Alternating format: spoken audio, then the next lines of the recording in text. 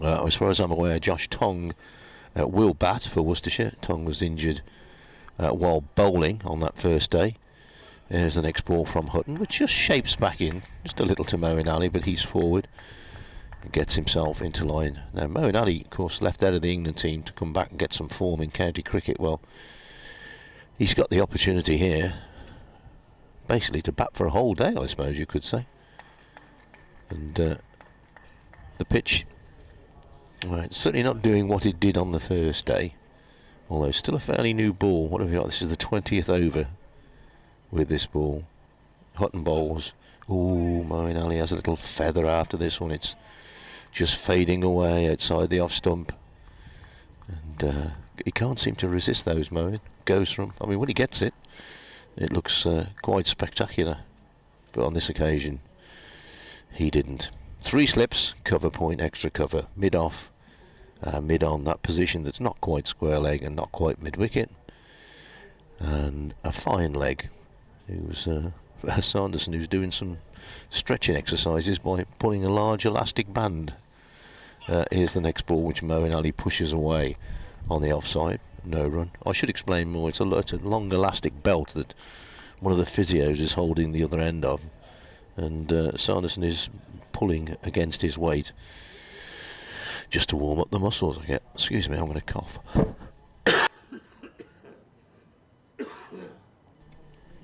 Sorry about that, folks.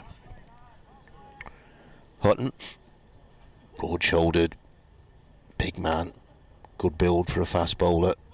Into Moeen Ali, Moeen forward, just shaping back into him once again. Gets into line, plays the ball back up the pitch. Bowler himself does the fielding. Did see a bit of spin last night. Without a doubt, Sanderson's going to open up from this pavilion end, but one wonders how big a part that's going to play in the rest of this game. Hutton to finish the over. Moeen, lovely shot, cover drive, slaps it away, just a little bit of width. That was the shot that he was trying to play earlier, but it was the one he tried to play earlier was probably a bit too short, but that was right within his arc, and playing it on the up but straight through with the covers. And nice shot from Moeen Ali, gets the scoreboard moving this morning, and he goes to 14 and Worcestershire go to 46 for 4. Sanderson indeed will be purveying the ball from the pavilion end. Probably get an extra slip in there. Indeed, 4 slips in for Sanderson. No third man. So the man who bowled beautifully last night comes into bowl to Joe Leach down the leg side, which in itself is unusual. Very few deliveries from him went down there last night. In fact, very few deliveries from him gone down there in this game. Good smattering in today. Fair few members away to the right hand side. Got to do an update into a news bulletin very shortly as Sanderson bowls, played down the ground by Leach, no run. 4 runs added this morning in the first over. 46 for 4. Worcestershire, nice cover drive from Moeen Ali, but a long way to go. Another 144 needed just to make Northamptonshire again, but a lot of time left in the game. Joe Leach, the so-called night watchman, although he got 50 odd in the first innings, he's out there with 4. Moeen Ali 14, Worcestershire 46 for 4 after the first over of the day. Sanderson into Leach. Leach flicks this one away through mid-wicket. Nice shot, racing away towards the boundary. Pretorius gives up the chase. Good shot there from Leach. Got inside the line and flicked it away. As we've said before, he's a big fellow, Joe Leach, and when he hits the ball, it stays hit. Immediately brings a change of field. Saib from slip goes to a short mid-wicket position. So 3 slips point. Patroller between mid-off and extra cover on the offside. That shortish mid-wicket, mid-on, deep square leg and a fine leg out on the boundary. Sanderson bowls, and this is bringing that fine leg, blessing Musarabani into action as Leach flicks it away. He picks up one more. 51 for 4, Worcestershire. Leach moves on to 9.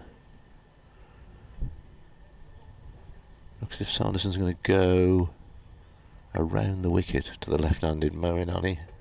Still got the 3 slips in there, and so he looks as if he's going to stay in, but he goes from the short mid-wicket to a short extra cover, or is he going back to a... Yeah, he's more a proper extra cover. He's not a crouching fielder anymore. And this ball sees Moeen Ali turn it down once again to fine leg. Musarabani into the action. He bowled 1 over last night, which was quite interesting. One of the widest wides I've seen this season. Nearly decapitated leg slip. Mr. Winter back with us. Always a joy. Good morning. Again. Again. Peter Such is here today. Is he? Yeah. Keeping an eye on Moeen, no doubt. Well, he played one lovely cover drive and one not very good shot to a short delivery. Here's Leach. Oh, he's got that away through extra cover. Probably not going to get 4 for it. Ball's just gone out of my sight, but it will be cut off. Batsman jogging back for 2. As I say, he was talking a good game last night, Joe Leach, saying, well, if we could get up to Northant's first score and first innings score and put a bit of pressure on, so you never know, do you? You don't. I mean, it's a great game. You do. I mean, we always giggle at people when they bring out the management speak, really taking the positives and whatever, and saying, well, it's if we can do this and this, and you never know. But that realistically is the only way to approach it, isn't it? You've just got to say, right, let's get stuck in here. A couple of us have got to do what Northants did, get ourselves a couple of centuries, put up a total, then see if we can defend 150, something like that. Yeah, no good going out thinking you're going to lose. Here's Hutton, far end, coming into Moeen, who's defending around the off stump, out towards extra cover. Just nudged away there, out to Proctor at extra cover, and there is no run. Here is Mr. Such, making his way across our commentary position. Ah, the very man. To the committee balcony to our right-hand side. David Ripley across there as well, the Northants head coach. I'm sure David Ripley, with opposite intentions of Peter Such down there, wanted to see the back of Moeen quite early as Hutton is in and Moeen defends from the crease, out towards extra cover again, and there is no run. Yeah, 3rd ball of the day, wasn't it? Moeen had a bit of a waft at a length delivery that just went across him, played and missed, and then 2 balls later creamed one away through the covers. So it wasn't there for the drive, that one. No, it wasn't. Yeah, such a strength of Moeen, that cover drive, and beautiful to watch when he does connect.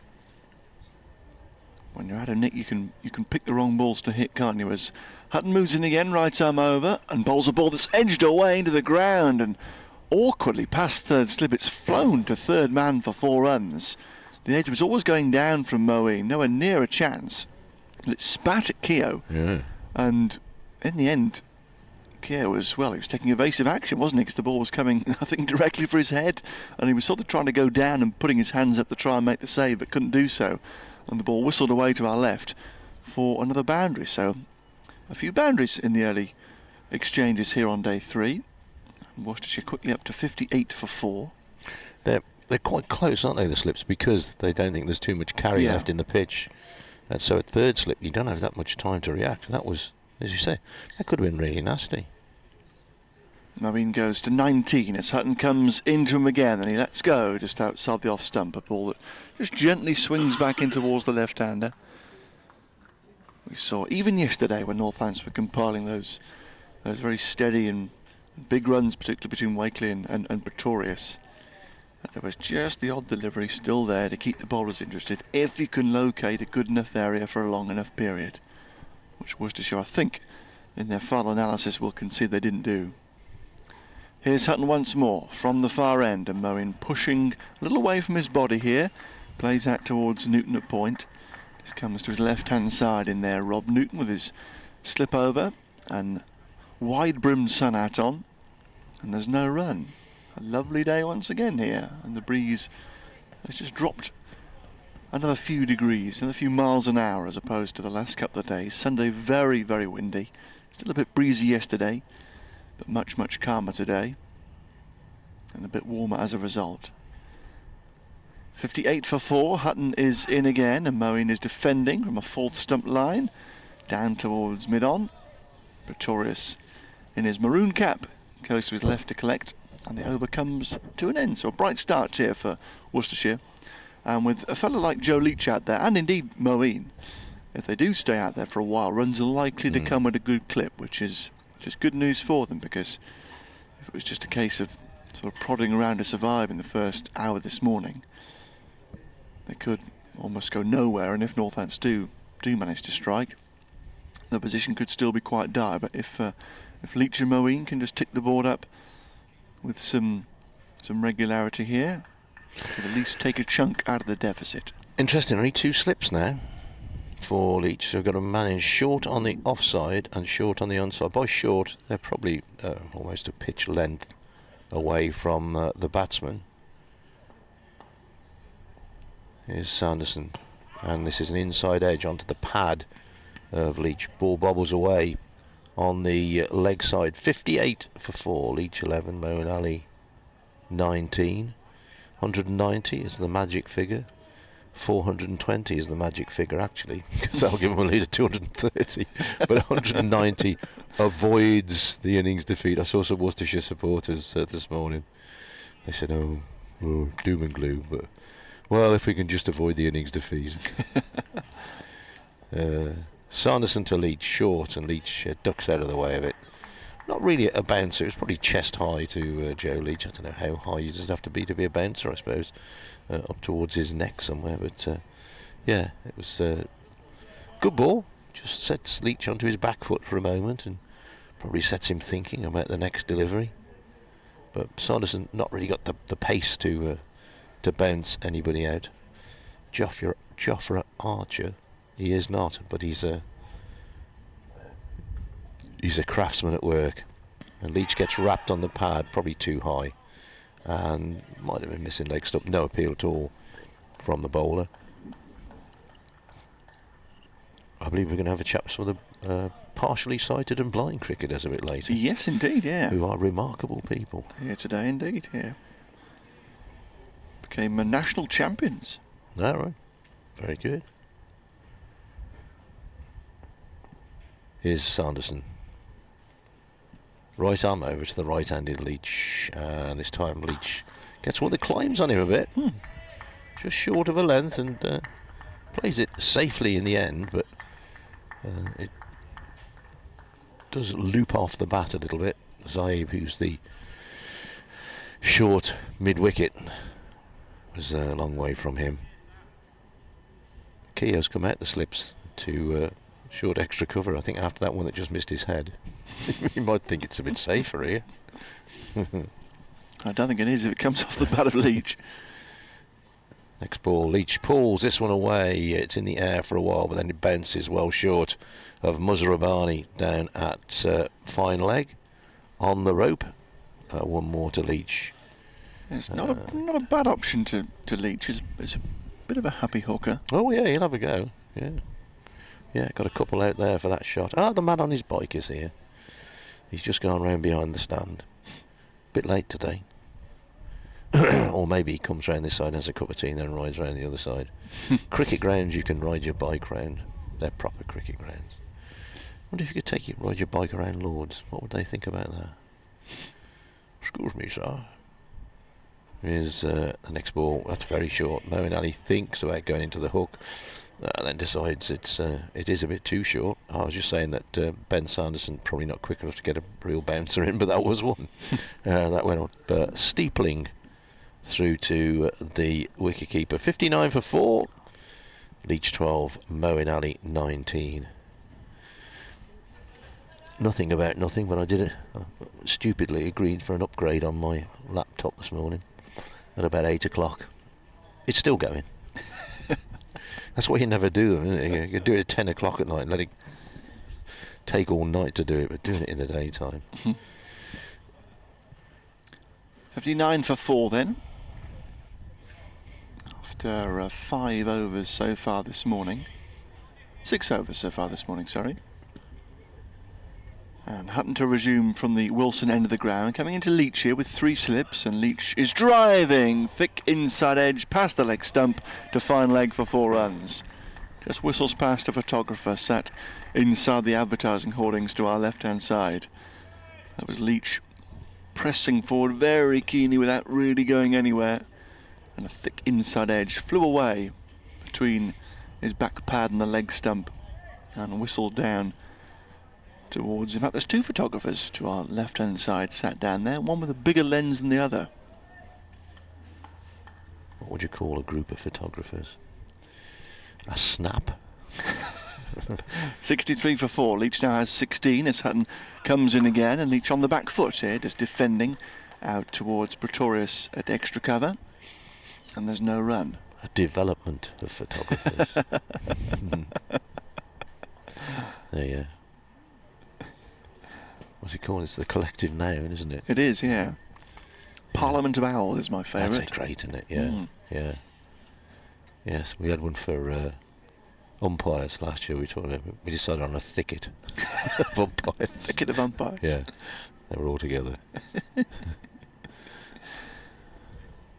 Hutton, short sleeve shirt, runs into Leach again, and Leach on the back foot is pressing this time towards mid-off, where the capless Sanderson just moves a couple of yards to his left-hand side to collect, and there is no run. And already here Rob Keogh is limbering up at 3rd slip, so maybe we're going to see spin sooner rather than later. It's interesting that for Sanderson he's got a shortish mid-on, and in fact he's just coming in on the drive, but we didn't have it when Hutton was bowling, but Pretorius now comes in on the offside.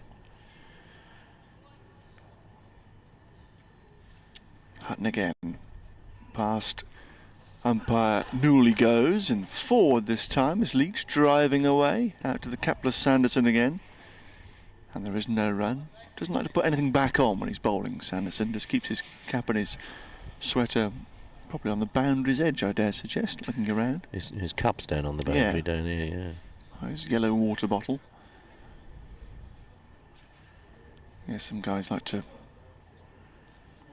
take things on and off, don't they, in between overs? Oh, traditions, not traditions. It's superstitions, isn't it? Sanderson's a man for just keeping himself as he is while he's in the middle of a spell.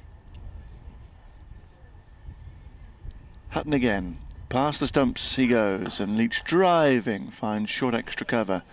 Pretorius quickly down to his right boot to collect in there, and there is no run. I used to play with a guy who drove the same route to the ground every day, every time he played. It's only weekend cricket, but Saturdays and Sundays. Lived about 5 miles away, and he had to drive exactly the same route. And one day the roads were closed through roadworks. He turned up and he was completely destroyed. Oh, I won't get any runs today. Why? Oh, I've come a different way. And did he? No, I don't think he did. Hutton in again, and Leach on the back foot, chipping this in the air, but short of Muzarabani at mid-on. Just looked to work it leg side, and a leading edge popped up out towards the big Zimbabwean, who couldn't get in time. The ball landing a good 5 yards short of him, just moving in from mid-on. So end of the over, probably the most probing over of the morning there from Hutton so far, perhaps. 63 for 4, so a bright start here for Worcestershire, with 21 runs in the opening 7 overs of play. Leach is 16 and Moeen is 19, and Worcestershire still trail here by 127 runs. Well, we've got Pretorius warming up as well. I can't imagine I've changes this early in the day. Well, we only had 5 overs, haven't we? Here's Sanderson, bowls Moeen Ali off the back foot, hits into the offside. It's in the air for a while, but it bounces well short of Zahib, who's the man in close at extra cover. He got his fingertips to it as it went by, and he's already got a plaster on the fingers of his left hand. And I think that, as it always does, if you've got a little bruise or a little nick on any finger, every time the ball comes to you, it hits that very spot.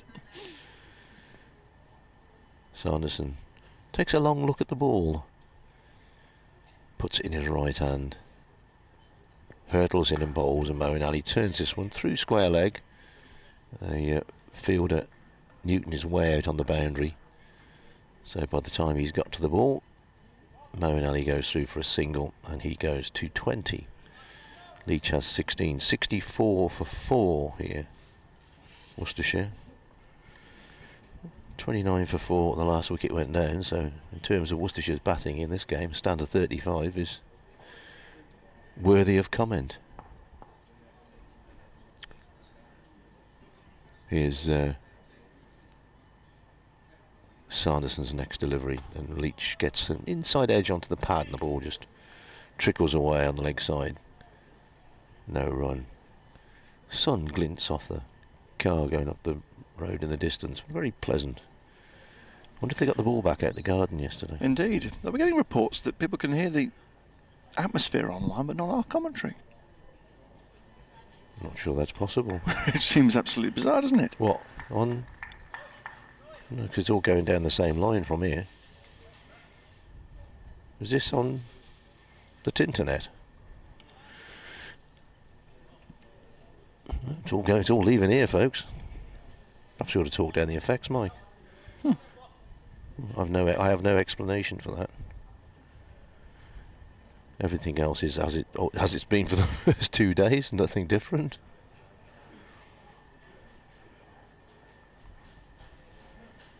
People saying all they can hear is the general hubbub from the Ken Turner stand, but our microphones are turned on and we're definitely speaking. Yeah, that's the one that makes the noise of the thing you want. What? That's on, that's on, that's on, that's on. We're just checking everything here, folks. Well, it's all leaving us, and I'm not sure that there's anything that we can do at this end. Well, the commentary's working on the live stream, I'm told, through the Northamptonshire website. I've had no reports of anything on radio. We're going out okay throughout We're Worcestershire. only getting FX on the online commentary. Oh, there we go. Loud and clear on 738. Well, that can't be us then. If it's loud and clear on 738, there's only one line goes from here. Indeed. There's only one way it leaves us. So we're okay on 738 medium wave in Worcestershire. Yeah. But I don't know why you're getting FX only on the online commentary. Perhaps we get the FX mic and do it on there for online. So, don't know, folks. Sorry. It's all leaving here. Yeah, people saying the BBC website is just broadcasting the sounds of the pitch and the crowd. Brett Hutton's delivery grunts are loud and clear. That's absolutely bizarre. I have absolutely bizarre. I have no way of telling you anything else. Anyway, we've had a bit of a hold up here. And here's Sanderson bowls to Leach, and Leach, lovely on drive, cracks it away to the boundary for 4. I'd like to be able to explain it to you, but John says we're loud and clear on 738. So that's all leaving here together, isn't it? Yep. If we're on 738 fine, we should be on the BBC website fine. Yeah. One assumes we're dialed up all okay. Yeah. Well, it wouldn't be on 738 if we didn't. It's all very bizarre. Anyway, hopefully we've got people on the case. What we might do very shortly, if anybody's listening back at base, is drop our line and redial it. But I'll have to have some conversations with people to do that. Next ball's down the leg side and goes through to keeper Rossington. But if anyone back at base is able to give us some information, it'd be really good.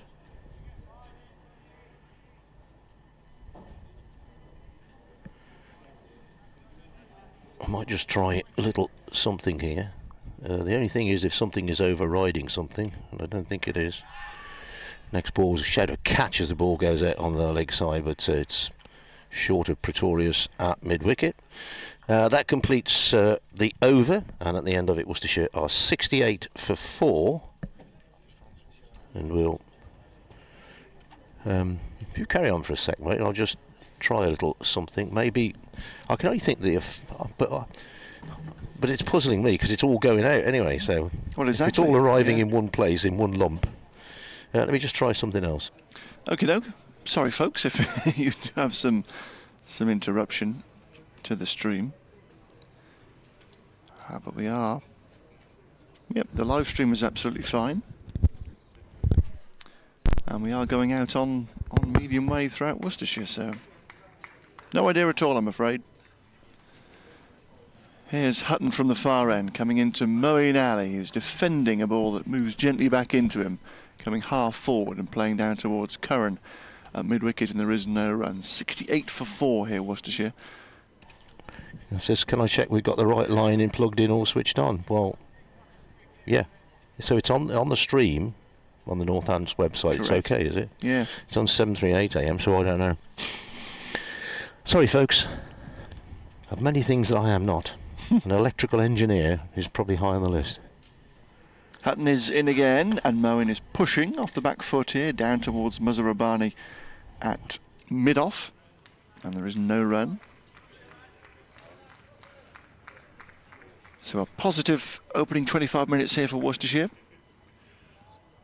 One alarm for Moeen Ali with that early drive and miss outside the off stump against Hutton, but otherwise looking so much more secure than he was in the first innings here. It was a really tortured stay for Moeen. It may say 42 on the card, but he didn't look great, but has settled a lot better here. And has got a great chance to just spend a few hours at the crease, really, as Hutton comes into him again, and Moeen is hooking away through square leg. That'll be 4 runs out towards the groundsman's building to our right-hand side. Nice piece of timing.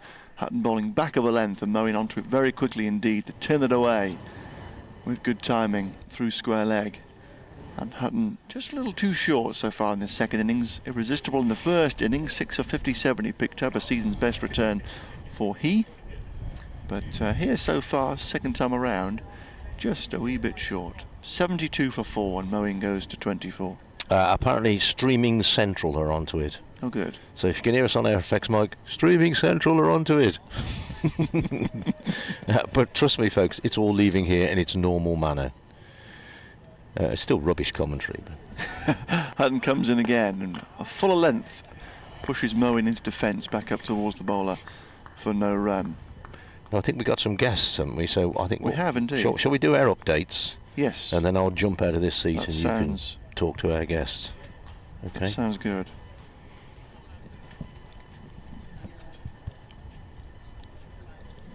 Curran being sent back here the deep square to our right, and Hutton is now going to come round the wicket from the Wilson end.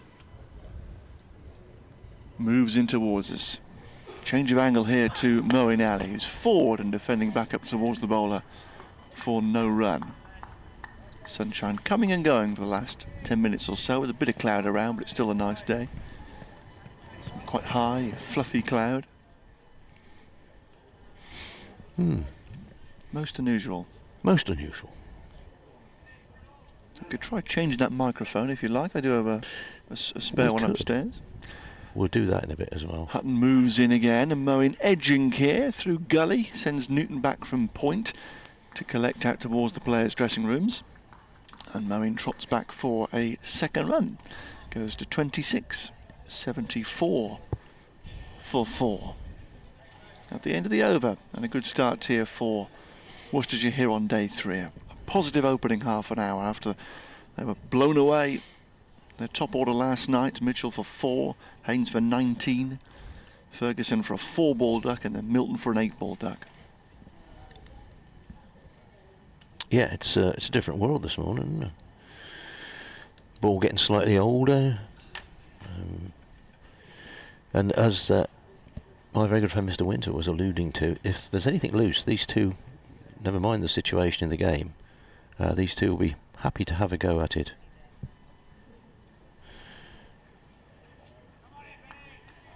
So, Sanderson to continue. He's going to be bowling from the pavilion end. Right arm over to the right-handed Leach, who tries to flick a ball away down the leg side. It's gone away for... In fact, he does flick the ball away down the leg side. It's off the back. Off the pad, but yeah, very fine. And Blessing Muzravani, its fine leg, had no chance to get across and cut that one off. We haven't got any other electrical equipment that's bothering anything, have we? No. No. It's all a puzzle, folks. It is, I'm afraid.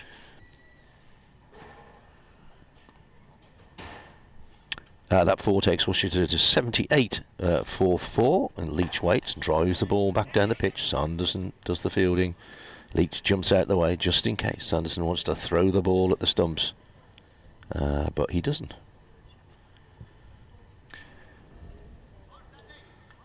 And George has tweeted to say, should there be DRS in the county championship? I'm not quite sure what's prompted this tweet, but well, it would be nice, wouldn't it? But nice, but you'd have to have lots of cameras. If you've got the cash, George, yeah, very welcome.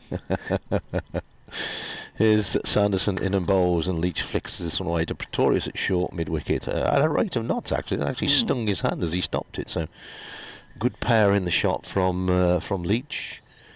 The 2 slips and the wicketkeeper are waving at the pavilion like those windmills. What do you call them?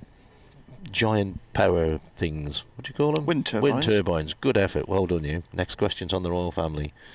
They obviously want something from the pavilion. Leach waits, and he turns this one away to square leg for a single. Brings up a 50 partnership between these two. Came together at 29 for 4. Rapturous applause around the ground. In fact, there are more than 1 or 2 clapping, so they are on the ball this morning.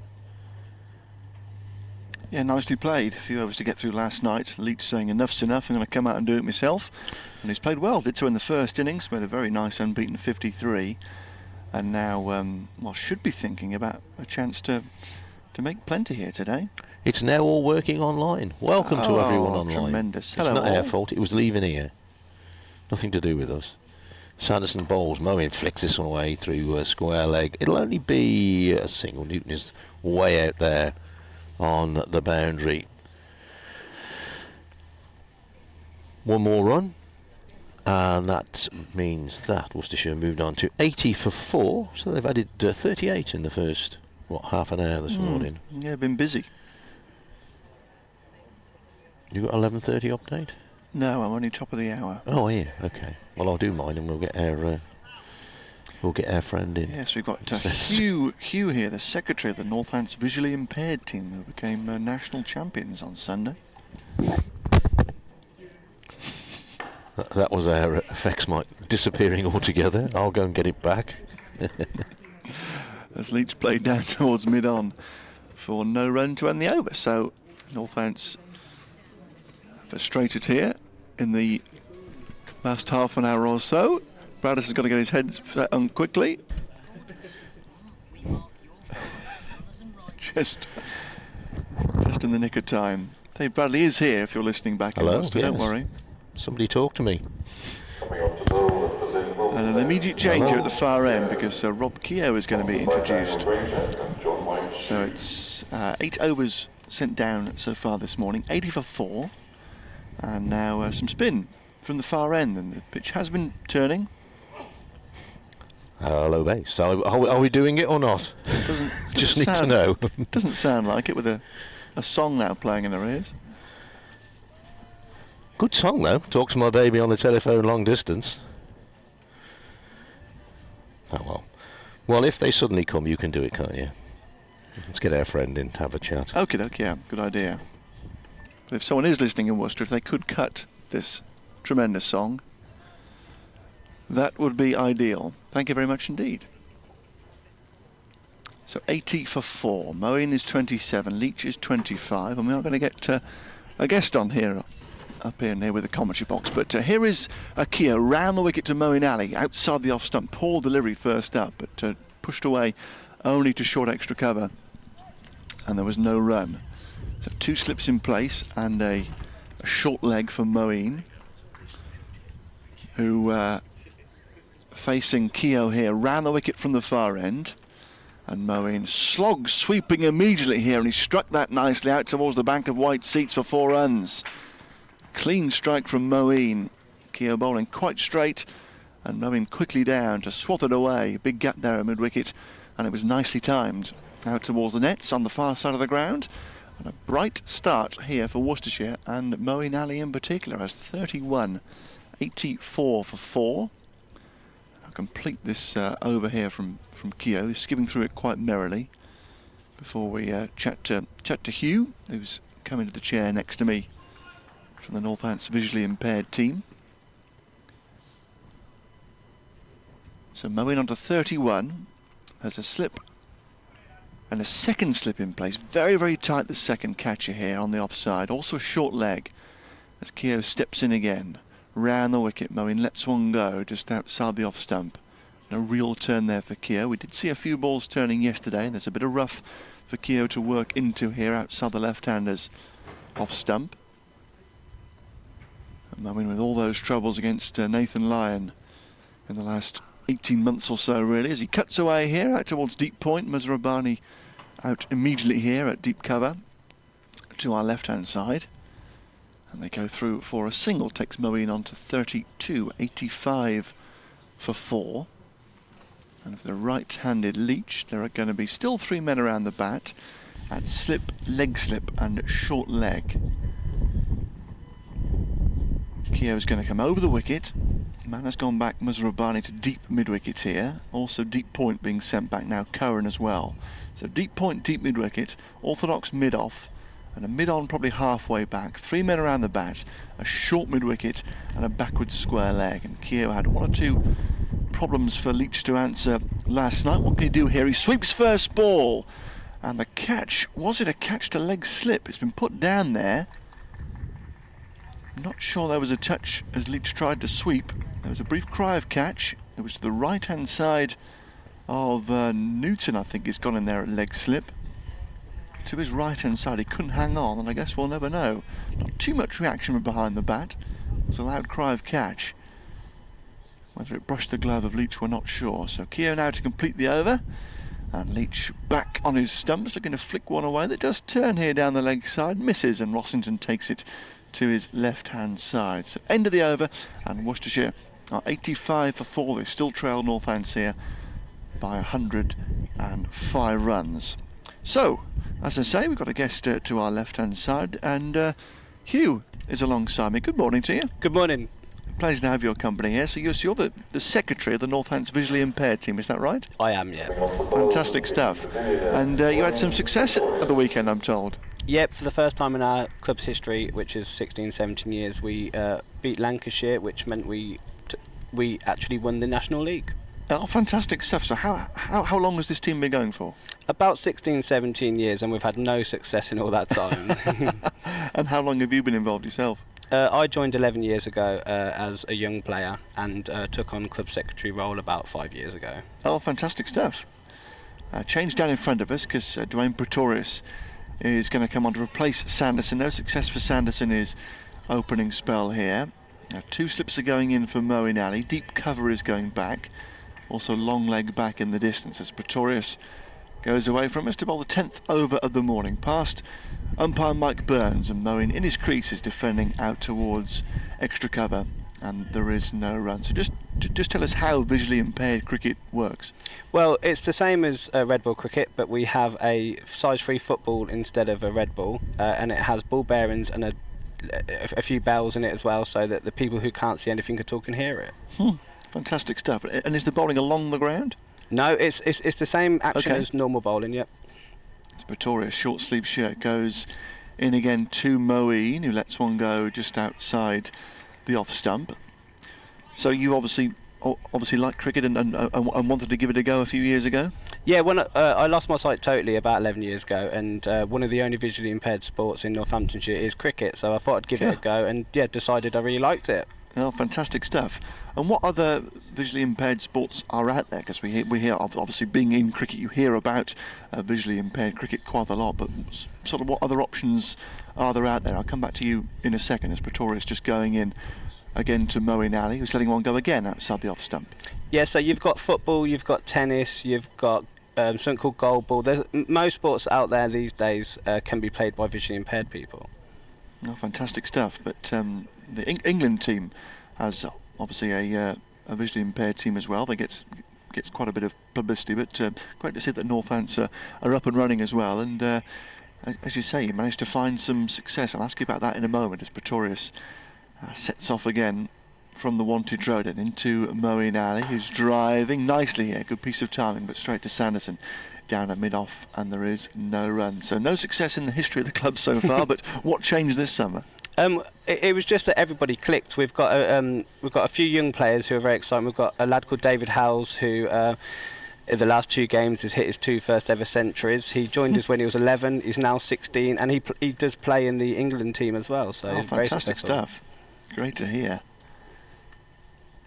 As up goes Pretorius once more, past the stumps, and Moeen again just rocks forward, lets one go outside the off stump. He was having a dart at those type of deliveries in the first innings, but much more watchful, much more secure here, Moeen Ali, in front of Peter Such from the England setup, just down to our right-hand side. 85 for 4 here, Worcestershire, and now a cloudier morning. Sun is just poked behind a cloud, but very pleasant once again as Northants seek these 6 more wickets in the Worcestershire second innings, give themselves plenty of time with a cracking first couple of days to this match as Pretorius goes in to complete the over, and Moeen is driving again. Not much timing on this, it rolls very slowly down towards Sanderson at mid-off, and there is no run. So 85 for 4, bright start there for Pretorius, sends down a maiden in his first over of the day. Worcestershire still trailing Northants here by 105 runs with 6 wickets in hand. So how many players are involved in the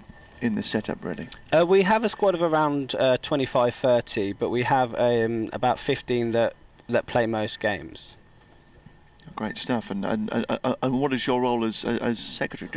Just piecing everything together, I suppose. Yeah, it's just making sure that everything's in place. The last couple of years it has been trying to find funding, because visually impaired cricket's a very difficult sport to fund, because most of us can't, or all of us can't drive, so we have to pay for the travel expenses. So it's a very expensive game. Keogh set to bowl his 5th over of the innings here from the far end. Comes into Leach, who's back to pull away out to deep mid wicket to our left hand side.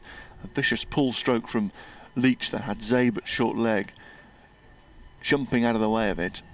Gets it away for a single to our left hand side. Leach goes to 26, playing competently again here, the Worcestershire captain. Spoke positively last night about the challenge his side have in front of them the next couple of days. And a bright start here to day 3. 86 for 4. Moeen back on strike has 32, and now deep mid-wicket drops back for Moeen as well here, but still 3 men around the bat as Keogh is in right arm round, and Moeen in his crease here, working one down towards mid-on. Sanderson there a little deeper than orthodox, and Moeen, after a moment's hesitation, realised the single was available, so they dance through for the run, which takes Moeen to 33. 87 for 4. So you have to pay for the bus then, is it, to get around to matches? No, unfortunately, it's more taxis and trains. Oh, wow. Because we obviously travel to Somerset, Yorkshire, all that lot. So yeah, no, if only it was the bus. Leach defending here off the back foot, down towards mid-wicket.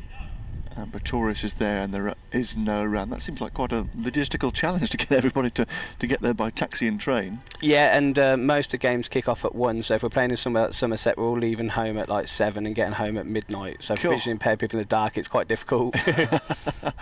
Here is Keogh again, right arm over, straight line, and swept by Leach. He misses completely, taken by Newton successfully this time at leg slip, but no touch on the stroke. 87 for 4. Worcestershire with 2 balls to go in the 30th over here. But certainly this morning, conditions back to what we saw yesterday really, with this pair largely untroubled as Leach gets one outside the off stump, but he back cuts here, Wakely going away from first slip to collect out towards a short third man region, and they go through for the run. So Leach goes to 27. 88 for 4. Come back to Hugh in a moment from the Northamptonshire visually impaired team that became national champions at the weekend, which is great to see.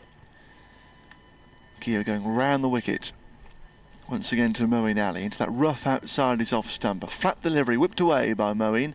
Man back there at deep mid wicket now to our right hand side. Curran will come in front of the groundsman's track to cut it off, and they get a single to end the over. So a really good little period here for Worcestershire. They've got through 45 minutes so far this morning, resumed at 42 for 4, and they're now 89 for 4 with Leach 27, Moeen 34, but they still trail Worcestershire by 101 runs. So in terms of the makeup of the competition, does it replicate the first class counties? Does every team have a side? I think almost every team. Like in our National League, we've got Kent, Surrey, Yorkshire, Lancashire, Somerset, London Metro have a team, and then ourselves. So there's about 9 of us, yeah. As Pretorius begins a new over from the wantage road end, going into Moeen Alley with 2 slips, and Moeen is defending solidly here from the crease. A very confident defensive push down to Sanderson at mid-off, and there is no run. And did the ECB get involved in the organisation or the funding, anything like that? I believe the ECB have a certain, they give certain funding, but it's the BCW that deal with us. It's Blind Cricket England and Wales that deal with our competitions. Sanderson just coming across to have a word in the area of Pretorius, who was very economical in the first innings, and his first innings century has been a great debut for him in the championship here as he bowls to Moeen again, and Moeen is forward, dabbing away out towards extra cover, and there is no run. So the final against Lancashire on Sunday, what came before that? How many rounds did you have to get through? We played 8 games, and the first 2 we got a draw in both of them, and then since then we've gone unbeaten. And what's the makeup of the competition? Is it 50 over cricket or? It's 60 overs. The first team can bat up to 40 overs, but most people, they get to 30 and declare, so it's 30-30 really.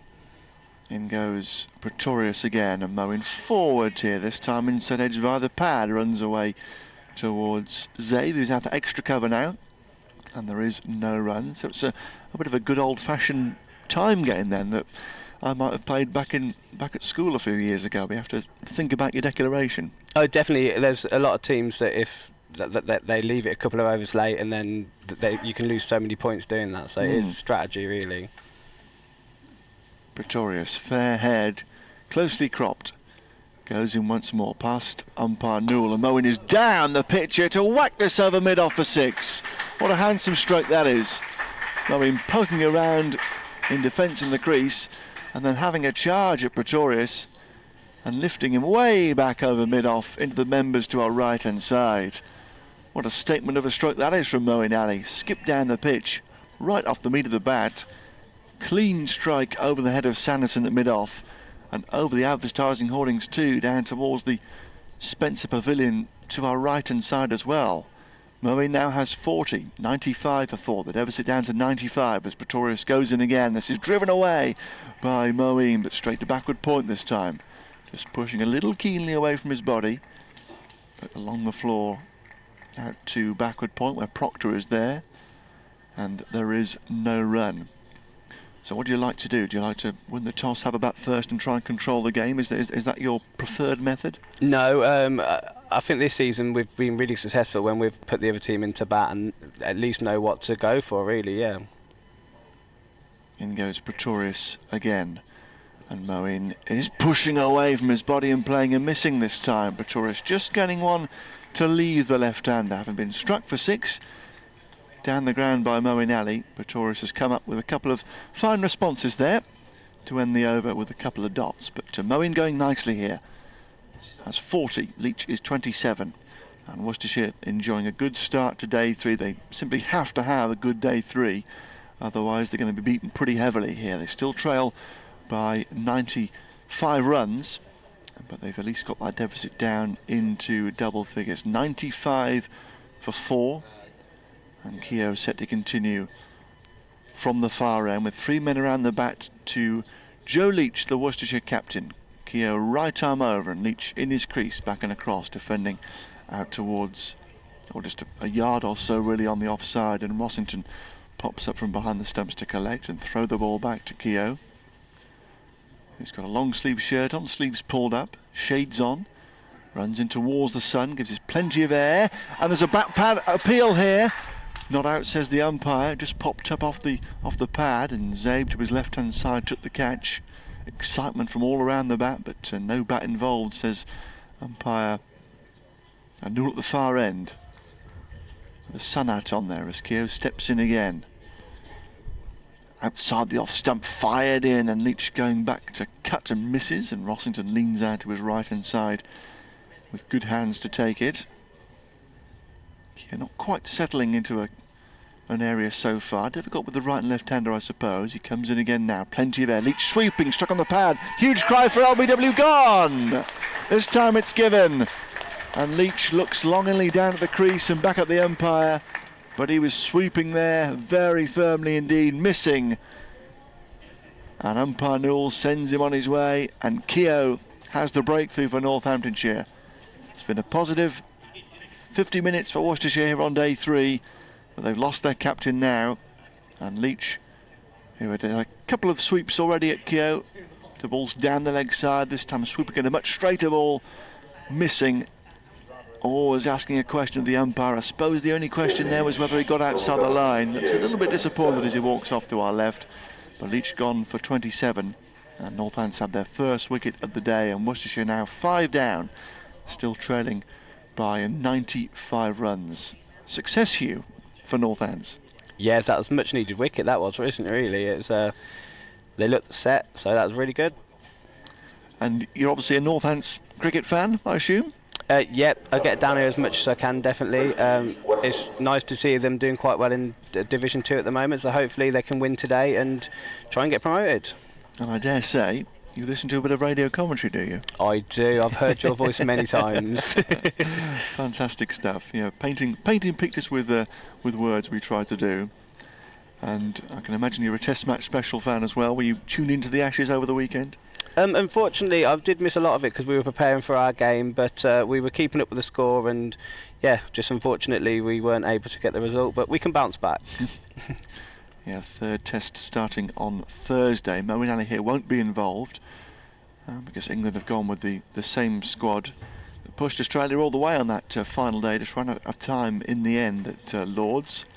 But Moeen here has a new partner in Ricky Vessels. Hard-hitting Ricky Vessels made only 6 in the first innings, became one of Hutton's 6 victims on the first morning. And can he bet out a bit of time here to nudge Worcestershire a bit closer?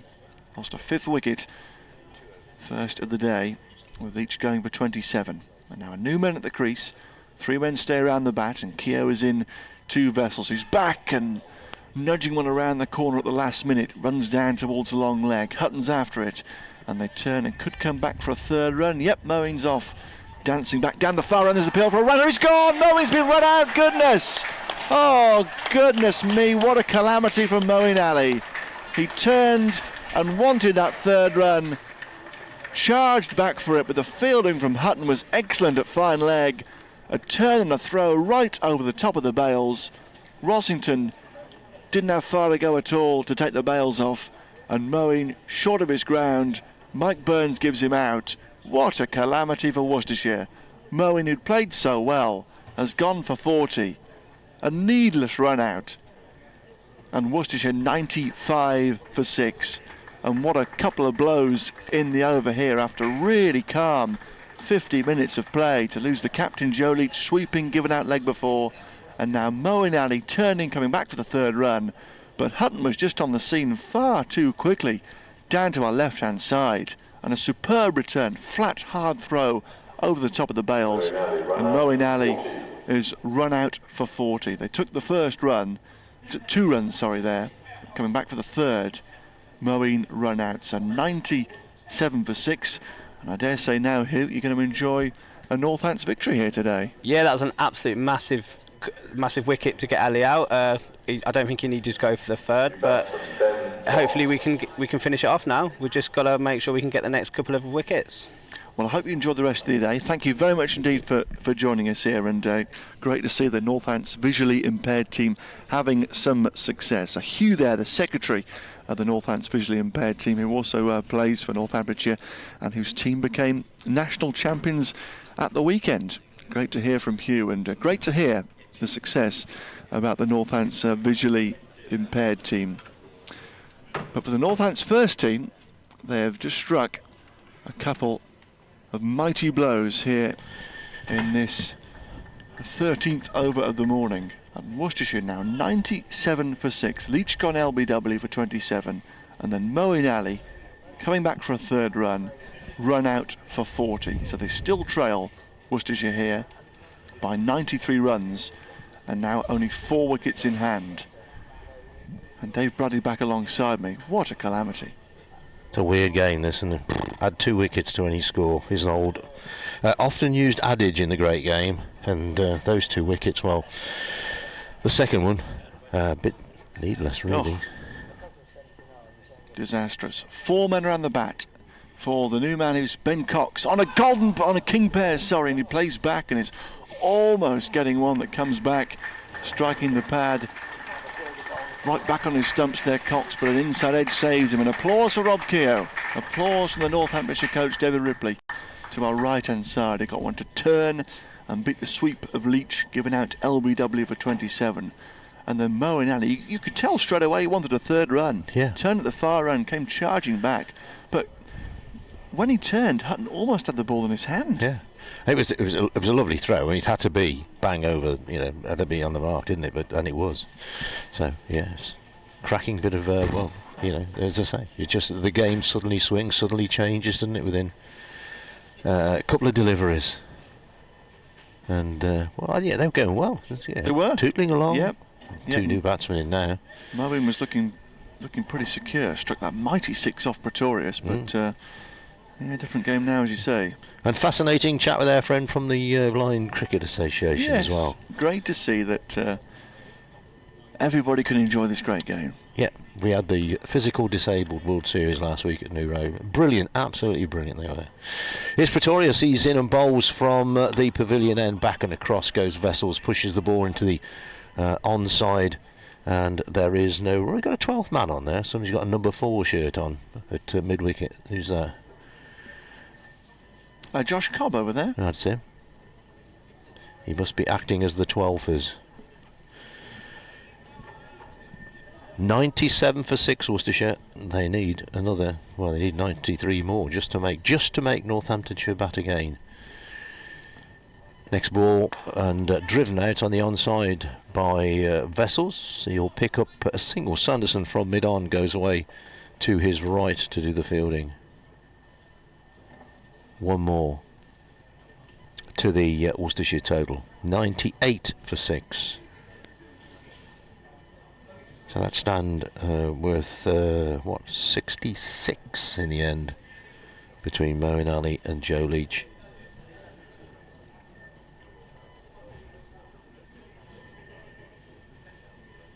Pretorius to bowl to Cox, yet to get off the mark.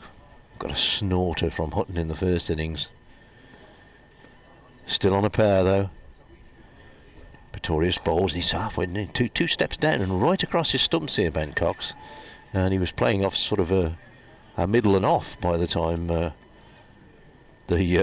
ball was bowled. Some not very good fielding by Blessing Muzarabani, who decides he's going to throw it at the non-striker's end and misses that by some distance. And Pretorius in the end had to do a bit of scrambling to tidy it all up, which he did successfully.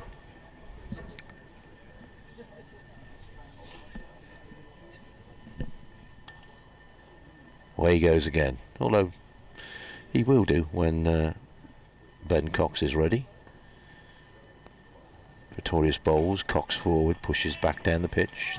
Those 2 runs, of course, took Ben Cox off. A pair.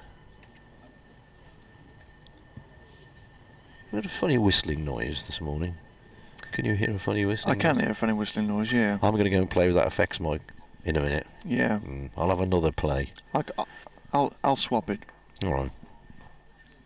I think we can hear the crowd anyway on their microphones, can't we? Away goes Pretorius and bowls, and that's a good ball. It's pitching just about probably middle and off, and then just fades away. It's not a new ball, this. It's the 33rd over with it. So having to work hard here at Northamptonshire, but that's 2 wickets in 1 over.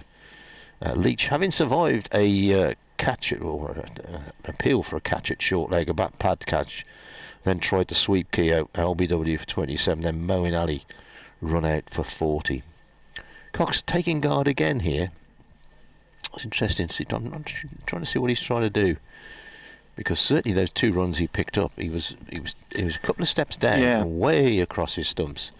Let's see what he does here. Pretorius bowls, and he stands perfectly still, and the ball goes down the leg side. Cox misses out. End of the over.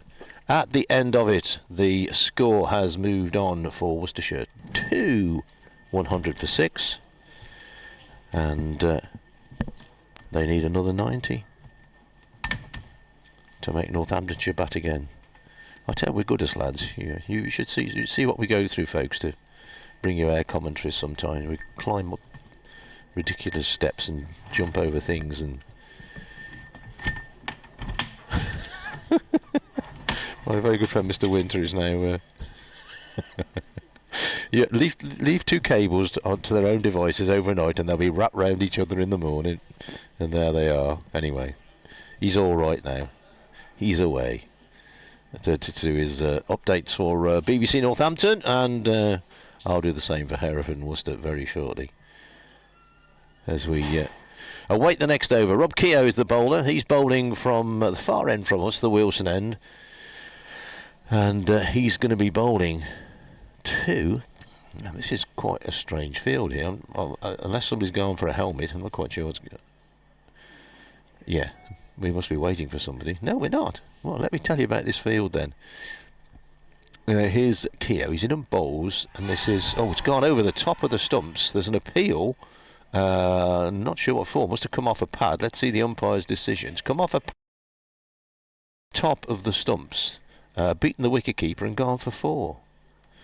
Now this field, there is on the offside a slip, a mid-off and a sweeper on the offside boundary, and that's it.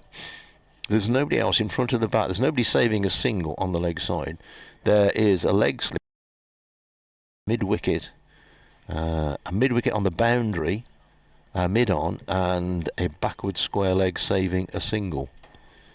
As Keogh bobs in again, and this will be driven by Vessels for 4. Well, through that vacant gap, I'm a little puzzled that there's nobody at all at extra cover here for Northamptonshire. In fact, Rossington, the wicketkeeper and skipper, turns and chats to his slips, but Keogh, the bowler, obviously asked for this field. So Vessels has 4, 108 for 6. Sun glinting off a windscreen of a car parked just beyond the Wilson stand. There's just a little gap through there, shining brightly. Keogh, right arm over to the right-handed Vessels. Vessels goes back and across, and he's trying to smash it through the leg side. Hands on heads, who oohs and ahs from the Nottinghamshire close fielders. Difficult to tell from air angle how close that was, because Rossington, the wicketkeeper, blocks our view of the last part of the passage of the ball. This one, Vessels goes forward and plays the ball back up the pitch, where it's fielded by Keogh, ready to go again, and gives this some air, turned away by Vessels, down towards backward square leg, picks up a single. Hutton does the fielding. I have an update to do. Well, Worcestershire were going along quite well this morning. Joe Leach and Moeen Ali adding some runs, not looking in too much trouble. They've both gone in the same over. Leach trying to sweep Rob Keogh was LBW. Ali bizarrely going for a third run, was run out for 40, so that really has set Worcestershire back in their hopes of at least making Northamptonshire bat again. At the moment, 2 make that 3. Vessels on 8. Worcestershire lead 190 just to make Northants bat again. They're a long way from it. They're 110 for 6. That was the end of Keogh's over. He has 1 for 20 from 7 overs. Did have a little trundle last night. Pretorius a no wicket for 10 of his 5 overs. All bowled today, didn't bowl last night. Now, Blessing Musarabani had 1 over last night, and he's not been called upon so far today, so I think he only faced 1 ball when he went out to bat, so he's not had too busy a game. Called in, of course, as a concussion replacement for Nathan Buck, and you may have heard that Steve Smith is out of the next Test match. Concussion protocol, which I do have to say I entirely agree with. While it's great to play in an Ashes series, and I'm sure Smith would want to play, your long-term health is far more important. Ben Cox has taken guard again, about the 3rd or 4th time. as Pretorius comes bounding in, bowls, Cox turns it through square leg. It might be a couple here. Ms. Rabani got a long run from fine leg to field.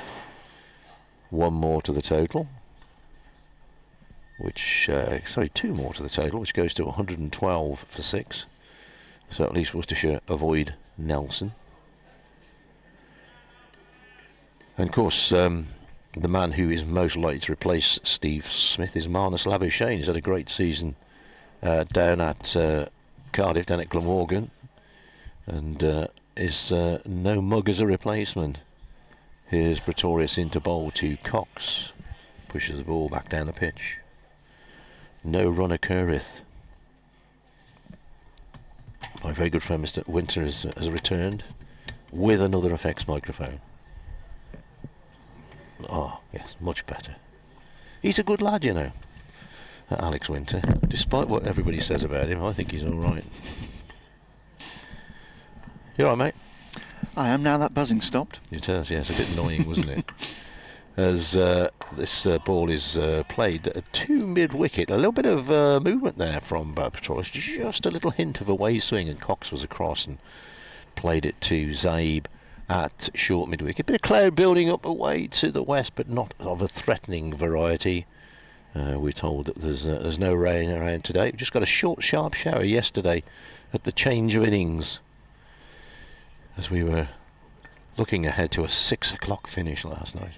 Of such things dreams are made. Pretorius bowls, and this is punched solidly into the offside by Cox. No run. 112 for 6, Worcestershire, having been 95 for 4 at one time. Cox and Vessels, of course, very experienced batsmen. To come after them in the Worcestershire batting lineup as Pretorius comes in and bowls. Cox is forward, plays down the pitch, no run. Ed Barnard, Wayne Parnell, both very useful batsmen, of course.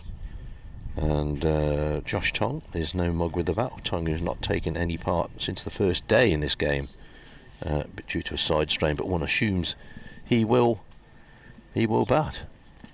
Replay of the Leach LBW looks pretty good. Don't think he got himself outside the line. Reasonable stride. Would it have turned all the way past the leg stump?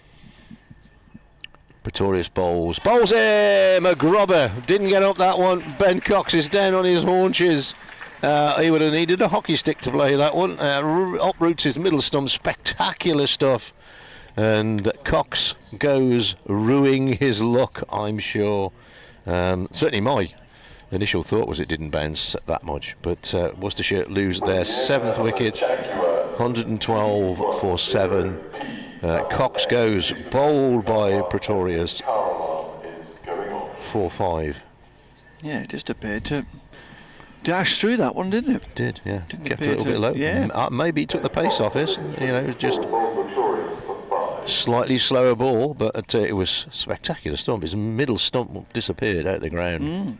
I haven't seen too much low bounce, have we? We've seen a few not quite carry through, as perhaps the batsman would have liked, or certainly the bowlers would have liked, in terms of trying to find the edge, and the edge is carrying. Yeah, that just did appear to skip through a wee bit. Maybe just shake back at the right-hander as well, who was probably caught in his crease. One that just skithered on a wee bit. But well, 112 for 7 all of a sudden. It's 108 for 8 in the first innings, 112 for 7 now, after a really bright start to the day. Good 45 minutes. Looking a little bit ugly all of a sudden for Worcestershire. Yes, this game can change very quickly. Not only did Leach and Ali look add runs, but they looked good. They looked as if there wasn't too much in the pitch, no great dangers. And, well, Leach swept across the straight one, and Mo and Ali went for a third run when, I mean, the runs do matter, but not that much. Keogh to continue. from the Wilson end, and he bowls to Vessels, who's back and clipping away through square leg. There'll be a couple of runs here as Blessing Barney runs to his right hand side from deep mid wicket to collect. Just the way that Vessels has begun here against Keogh, you sense a chance coming, don't you? And the ball certainly turning, and when there's a bit of help, Keogh can be very effective. Not the best spinner in terms of consistently holding an end up and probing away, but when there's a bit of help, he's a very attacking spinner. Vessels goes to 10, 114 for 7, 3 men around the bat.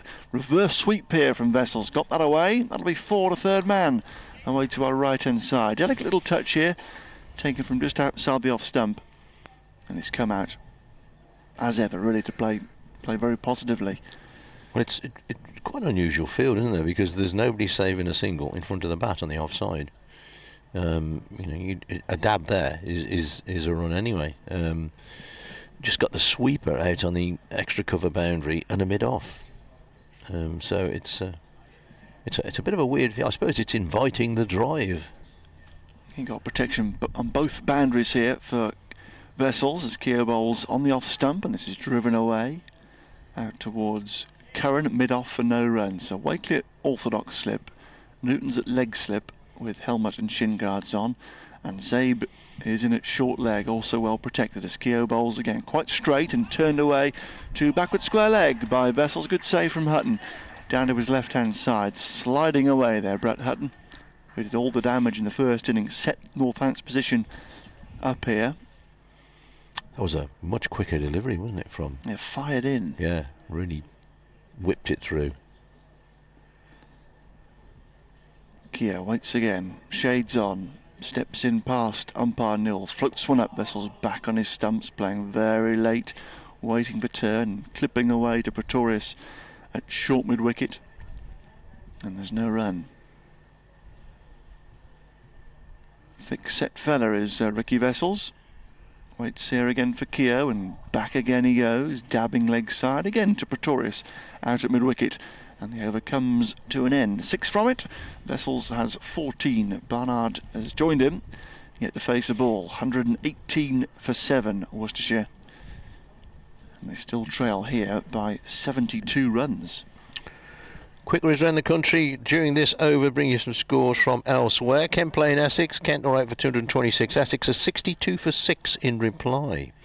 At the Oval, Surrey are 158 for 3, replying to Hampshire's 367 all out. At Edgbaston, Somerset, they are still 205 behind with only 3 wickets left. 216 for 7, replying to Warwickshire's 419 all out. At Scarbados, as Pretorius begins a new over here, bowling to Ed Barnard. Barnard forward, drives away through the offside. Nice shot. Going to get 4 for this, I think. There's a in fact, it's going to be cut off. Wakely, I think, is the man who's managed to reel it back in. He's just about out of my sight, but nice shot from Barnard. He settles for 2. Doesn't go for the risky third. 120 for 7, Worcestershire. Yorkshire 206 for 4 against Nottinghamshire at Scarborough. They lead by 254. Gloucestershire made 419 at Derby, which gave them a lead of 219. Derbyshire have knocked 20 of those off. They are 20 without loss in reply. Leicestershire, they've got a few problems at Chesterley Street. Away goes Pretorius and bowls, and this is a nice little away, just a little bit of into away there. It sort of starts on Barnard's leg stump and heads towards his middle and off, and he's onto it and pushes it down the ground. No run. Leicestershire 183 for 5, replying to 544 for 9 declared. And Lancashire on top at Colwyn Bay. Glamorgan are 28 for 1. They still trail by 260 with 9 wickets remaining in their second innings. Here's Pretorius again. This is wide of the off stump. Barnard leaves it. Middlesex second innings, 203 for 5 against Sussex, having bowled out for 75, of course, in their first innings. They're still 31 behind, though, with 5 wickets remaining. Here, Worcestershire are 120 for 7. They still need 70 more runs to avoid the innings defeat. Pretorius couple of slips, standing fairly wide. Wicketkeeper standing up, dabbed down into the ground by Barnard. Ball just trickles to Hutton, the second of those slips. Line of 3 on the offside, saving a single, or maybe there for the lofted drive, you could say. A shortish mid-wicket, mid-on, deep square leg for the hook, and a deep fine leg. The very frugally employed Blessing Muzarabani, who was the replacement, I think he faced one ball, did he, when he batted? And he's bowled one over. Apart from that, he made one, had a big swing at Moeen. Oh, that's right, he did, yeah. Here's Pretorius again, good ball once again, forcing Barnard to play, plays it away on the onside, no run. Not a bad little crowd in this morning. Nice to see a few youngsters in over the far side of the field there, off to play a game round the back of the stand. They'll be on the pitch at lunchtime.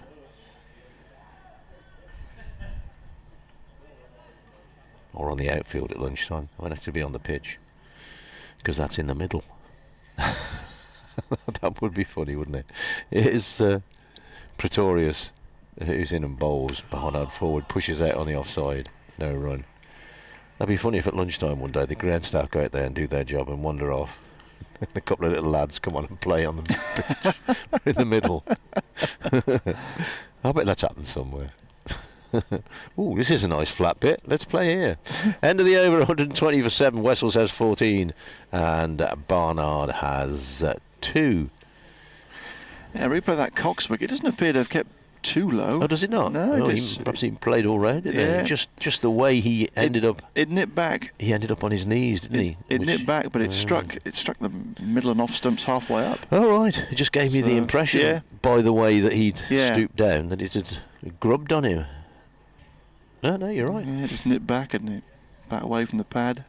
Here's Keogh, Wilson end, 120 for 7. Vessels playing forward, just dabbing in front of short leg. And there's no run.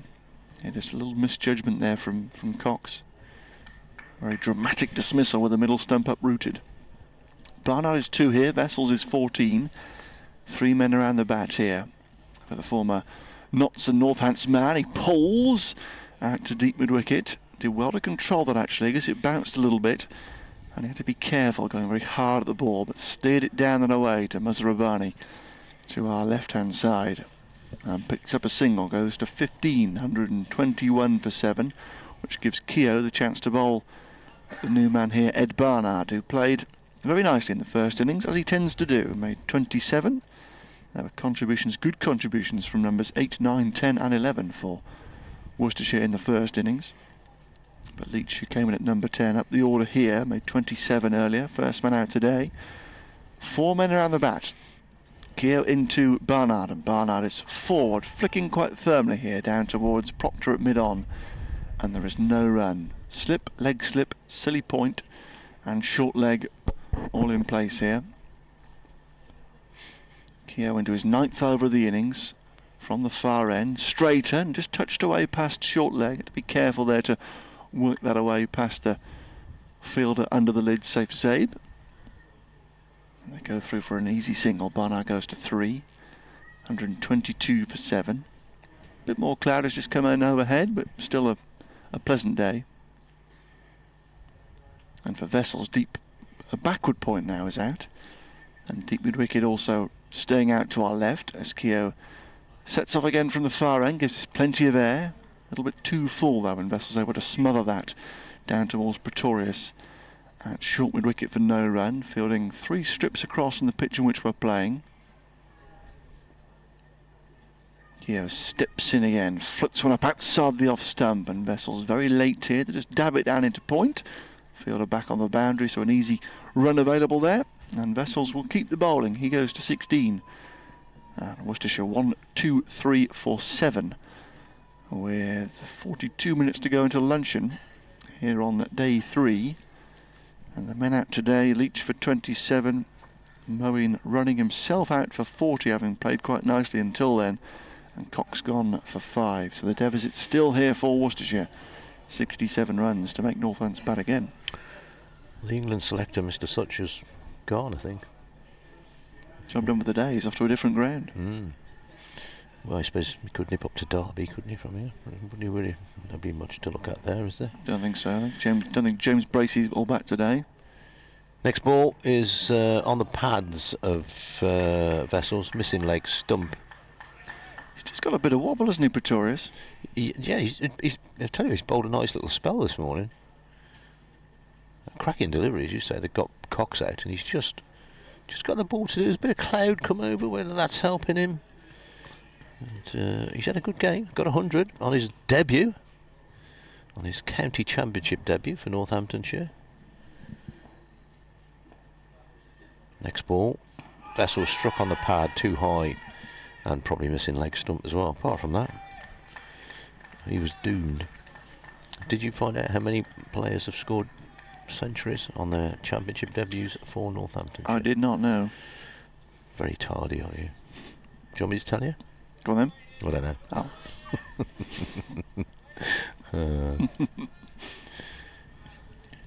There'd probably be a fair few, wouldn't there? Because in this day and age, a lot of people come in and play a few games and then disappear again. Here's Pretorius. Nice full length, driven by Vessels, stopped by Pretorius left hand. Yeah, I don't think I've commentated on a debut century for Northants. Rob White, a few years ago now, made it a double ton. I think that was his debut against Gloucestershire.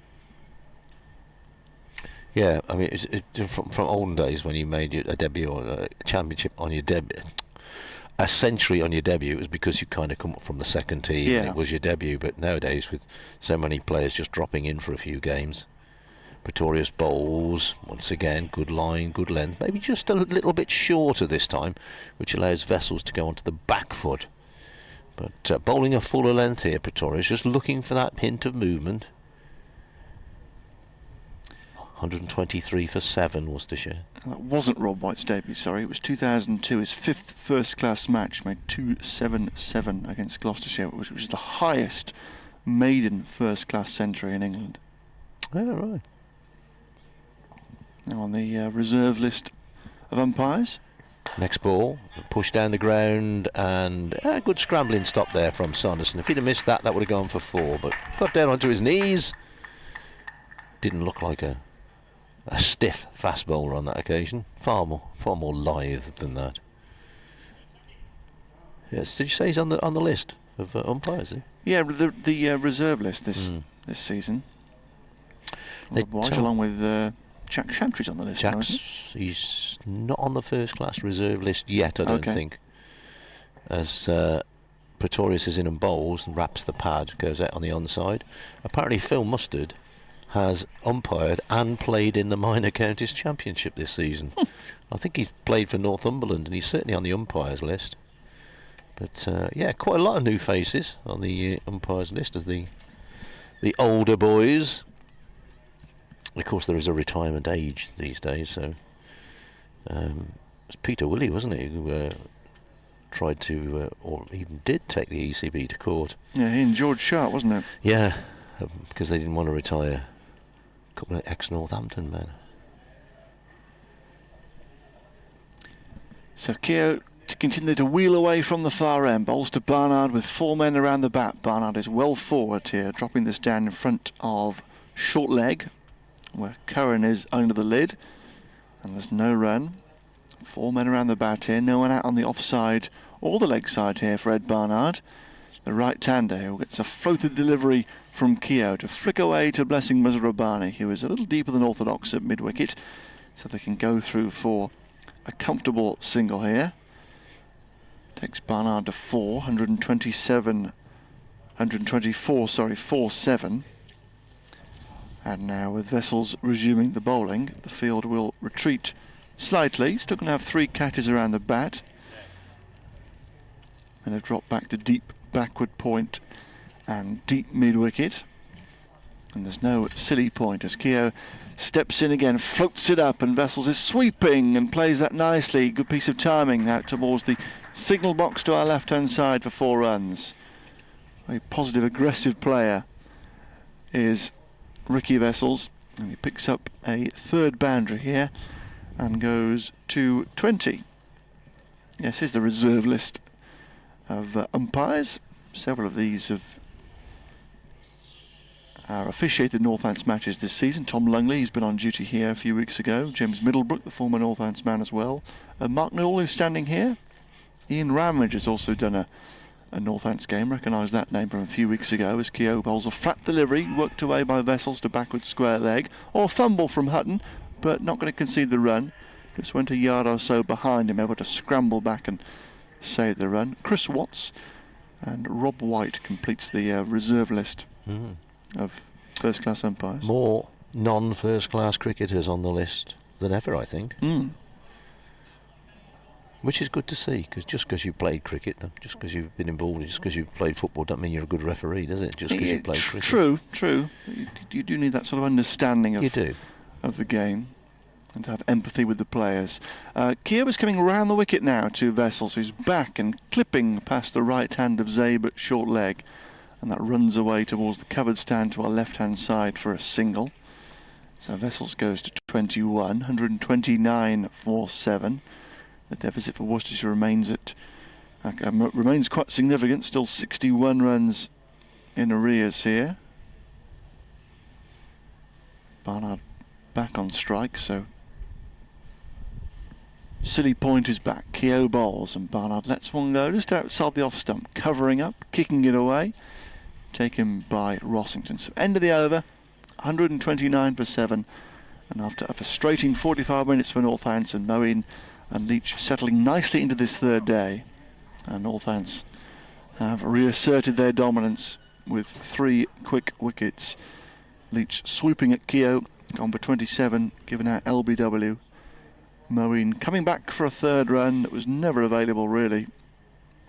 Run out by Hutton for 40, and Cox done by one that nipped back by Pretorius.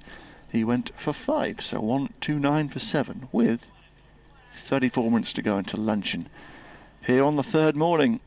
And Worcestershire not quite raging against the dying of the light just yet, but just battling to try and stave off an innings defeat. Sun is with us despite a clouded sky above. Here's Pretorius, who's in and bowls, and this is short, and back goes Vessels, punches the ball down the ground. No run. Vessels really could do with a long innings. He's not done it in red ball cricket for Worcestershire this season. He himself will tell you he's disappointed. A couple of good wahoos in the white ball version. But needs to bat a long time. Pretorius in and bowls. This is short, pulled away by Vessels. That'll go for 4. Nice shot. Oof. Vessels just latching onto that one. It's a rare short delivery from Pretorius. He's bowled a full length today, but that one was just sat up nicely and boomed it away for 4. Vessels goes to 25, 133 for 7. Nicely struck, wasn't it? Yeah. Is it raining again away in the distance? It may be, actually. We just about missed it yesterday. Got a short, sharp shower. Vessels this time drives out through mid-wicket. He's not going to get 4 this time. Full length delivery. He's going to pick up a couple though. As that's Curran out there, isn't it? Wearing Keogh's old sweater. Bad boy. £5 fine. 135 for 7. Worcestershire. Vessels goes to 27. Clapping of the gloves of skipper and wicketkeeper Rossington. Encouragement for his bowler.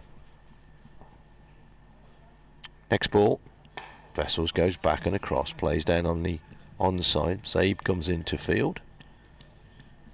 No run. Yeah, big bank of horrible grey murky stuff away in the distance. Yeah, not quite as nasty as the stuff we saw yesterday. I guess there was a good old dump going on, wasn't there? We saw going to the north of Northampton yesterday. But still some clouds suggesting moisture over there. Here's Pretorius' next delivery, and Vessels flicks this away off his pads. Should only be a single. Muzarabani coming into field, and yeah, they decide on one. Worcestershire have already suffered from 1 point less run out this morning. Oh, Essex in a bit of trouble down at Kent. 74 for 7. Yeah, it's a big surprise there. Harry Podmore has done the damage. And a few wickets for Darren Stevens as well. Oh, he's back there, is he? Had to go on loan to Derbyshire to get a game in the T20, but back in Championship action for Kent. Next ball, played down the pitch, out on the offside, no run. Ball on his follow through, does the fielding. 136 for 7, Worcestershire at the end of the over. Leach 27, Ali 40, Cox. Wickets for Keogh and Pretorius, and Moeen Ali was run out. Yes, well, because he played down at New Road the other week, and there was some conjecture as to what he was going to do. So I think he wants to carry on, actually. He does, yeah, he's going to leave Kent at the end of the season.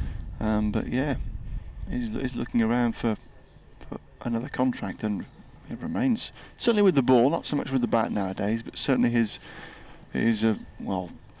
very, very steady dobbers. It isn't it? Very, very steady, yeah. I mean, I don't think it's the most edifying sight in county cricket, really, seeing Stevens dobbing in. I don't think it's great for the health of the game when he's lolling in, but it's obviously not his fault. I suppose wherever he goes, he's going to block up the passage of a young pace bowler. Correct, maybe. yeah. Keogh from the Wilson end resumes to Vessels, who's back and touching a very straight full delivery around the corner to Hutton, who's now back at deep backward square to our left. So Vessels gets an easy single here and goes quickly up to 29 now, 137 for 7. The deficit is still 53 here for the visitors. And for Barnard, the field comes right back up. A silly point going in. I think they're going to come to us on this occasion. Going to get a bit of cue. Quite loud, actually. Keogh bowls off an edge, but all along the ground to Hutton and slip. Welcome FM listeners with the news that Worcestershire is struggling to avoid this innings defeat here. They're 137 for 7 now. The overnight pair of Leach and Ali were going 66, but then Leach swung across a straight one from Keogh. He was LBW for 27. In the same over, Moeen Ali went for a crazy third run. Hutton's throw was a good one. And then Ben Cox bowled by a beauty from Pretorius for 5. At the moment, Vessels on 29, Barnard on 4. 190 needed for Northamptonshire to 37 for 7. Keogh in again, and Barnard back, and blocking one into the popping crease that almost runs into the off stump. Missed it by a whisker. I think Keogh thought he bowled him then. He did.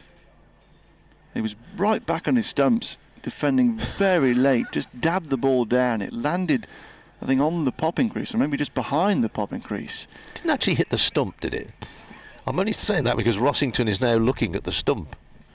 Could have nicked it, maybe. Could have just rolled into it, and the bail didn't come off.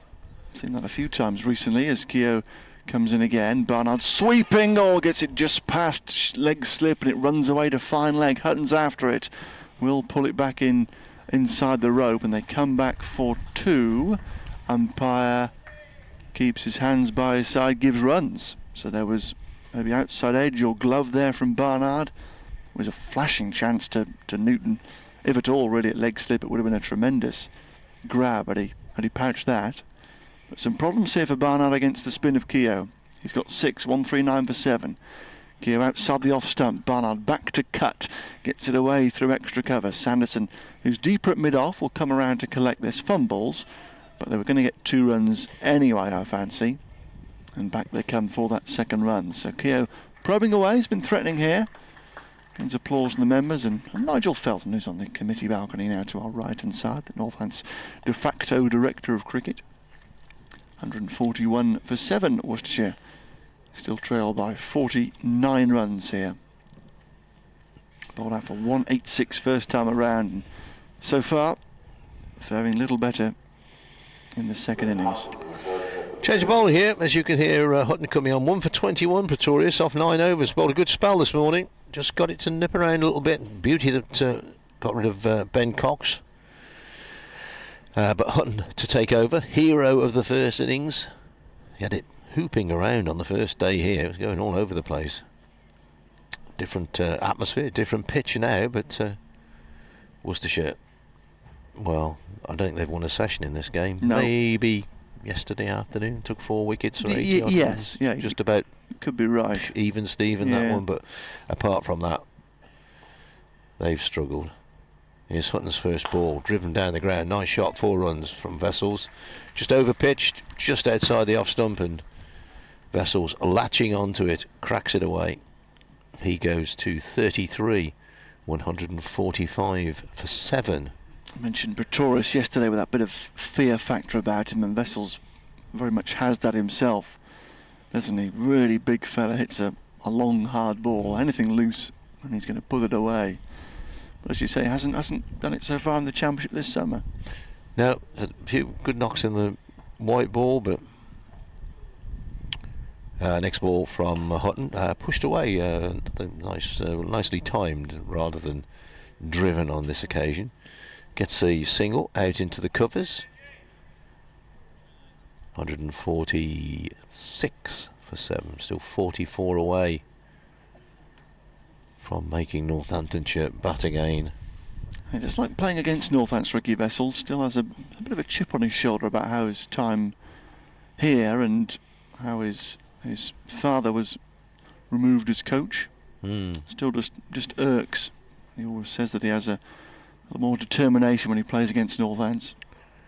Next ball, that's a nice shot there from Barnard, just a bit of width outside the off stump. That's going to race away down to 4, just about bobbles over the rope, and Newton was giving a vain chase to that one. Nice shot from Barnard, just a little bit of width there again from Hutton. So in this over he's bowled one nice half volley outside the off stump for Vessels, and then just short of a length crack that away. 150 comes up for Worcestershire. A ripple of applause from 1 or 2 Worcestershire supporters, I'm sure. Grasping at straws. Got to find something to celebrate. Hutton. Tall man. Looks like a fast bowler, even if he wasn't. He's in and bowls. Forward comes Barnard, plays the ball down the pitch. If he was a rugby player, he'd be a solid number 8, I reckon. What would he be in football? Big centre half, kicking people. You can't do that anymore, can you?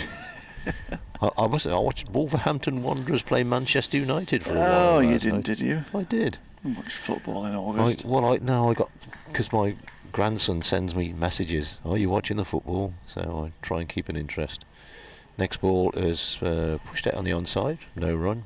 You should have replied, no, it's cricket season. Pogba missed a penalty. See, I know about these things. And did we have VAR? I can't remember. Pogba missed a penalty. I like my football, but not until about October. No. Well, it used to be. Cricket season ended, football season started, and never the two should overlap. Simpler times. Yeah. Long ago and far away, when even Alan Richardson was young. Here's the next delivery from Hutton, and that's played off the back foot by Barnard, punched away into the covers. Worcestershire at the end of the over, 150 for 7. Hutton has bowled 9 overs, no wicket for 44. Vessels has 34. Ed Barnard has a round dozen to his name. Excuse me, got the hiccups again in the middle of that. Not sure what they're putting in the sausages in our hotel. It's quite a sight here. You don't see this very often, but 4 helmets just been carried by Wakely down the ground from the other end. It was quite impressive, that, wasn't it? Yeah. Like a good sommelier with all wine glasses in his hand. Yeah, very good. Yeah. If the ball hits all 4 helmets, you get 20 bonus runs. 1 for the wicket-keeper and 3 for the close fielders. 150 for 7. 40 behind Worcestershire, and Keogh bowling to Vessels, who slogs sweeping here, gets it through square leg for 4 runs. Now in the previous over, Hutton dropped back there towards the signal box, and for some reason now he's back up saving the single, but can't do anything about that because it's been swatted away past his left hand and out towards the small scoreboard to our left hand side for another boundary to Ricky Vessels, so he's providing some resistance here. Goes to 38, 154 for 7, the deficit 36. Yeah, I think they brought Hutton in for the top edge, haven't they? The top edge off the sweep. There often loops there to backward of square. They've moved him round a bit square, have they? Can't see. He's way to my left. Keogh comes in again, and Vessels is back on his stumps and just nudging one away from his body, forces back up towards the bowler for no run. Deep backward point is back to our right hand side. Is he there for the reverse sweep, perhaps? Away there by the groundsman's shed. As Keogh steps in again, and Vessels is waiting in his crease to dab on the bounce to Zabe at short leg, who goes to his left, claims the ball with two hands, pops the ball back up to Rossington behind the stumps, and there's no run.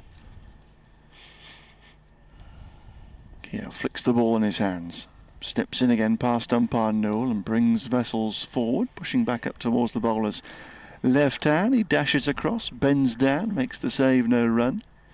Sanderson is very wide at a deep-ish mid-off position, probably halfway back there, Sanderson, as Keogh comes in again, ball's quite flat and quite straight, and Vessels dabs it down to Pretorius at short mid-wicket for no run.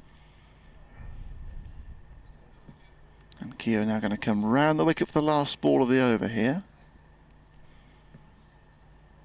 Vessels just rechecks his guard. It's a very open stance, Ricky Vessels. Big shoulders of his. Settles over his bat once more. Keogh is right arm round, and Vessels across his stumps plays a lovely late cut here down to third man. It's going to get at least 2 runs. Curran is after it in partnership with Wakely. Curran gets there first, scuttling away in his shin guards, and 2 is all they'll get. Sharp work from Curran in front of the Spencer Pavilion. So runs continue to flow. Runs have flowed at a decent lick throughout the morning so far. We've had an hour and 41 minutes, and Worcestershire have added 116 runs, but they've lost 3 wickets. Leach for 27, sweeping at Keogh. Moeen running himself out for 40, and Ben Cox bowled by a Pretorius nip backer for 5. But Barnard there on 12. Vessels now has 40, and Worcestershire 1, 5, 6, 4, 7. They still trail by 34 runs. Well, Vessels before today was averaging 22 for Worcestershire. That's got 100 this season, 118, but only a total of 389 runs, and that tells you how much he's struggled. But it's Barnard facing. Hutton bowls. Barnard, a nice shot off the back foot, perfectly timed. Whacks that one away through extra cover. Oh, maybe a little bit squarer than that for 4. Lovely shot. 30 the deficit, 160 for 7. Barnard has 16, Vessels has 40. 48 stand between these two. Yeah, Hutton's been expensive in this second innings so far. He's gone for 48 runs in 9.1 overs. So like a golfer who goes very low one day and can't back it up. Hutton doing likewise here from first to second innings. Yeah, maybe not quite got the same rhythm this morning. Different pitch as well, we should point out. New ball on the first day, did a fair bit. That's a good ball though. Barnard does play inside the line of it, but just shapes away from him. Just short of a length and just doing a bit.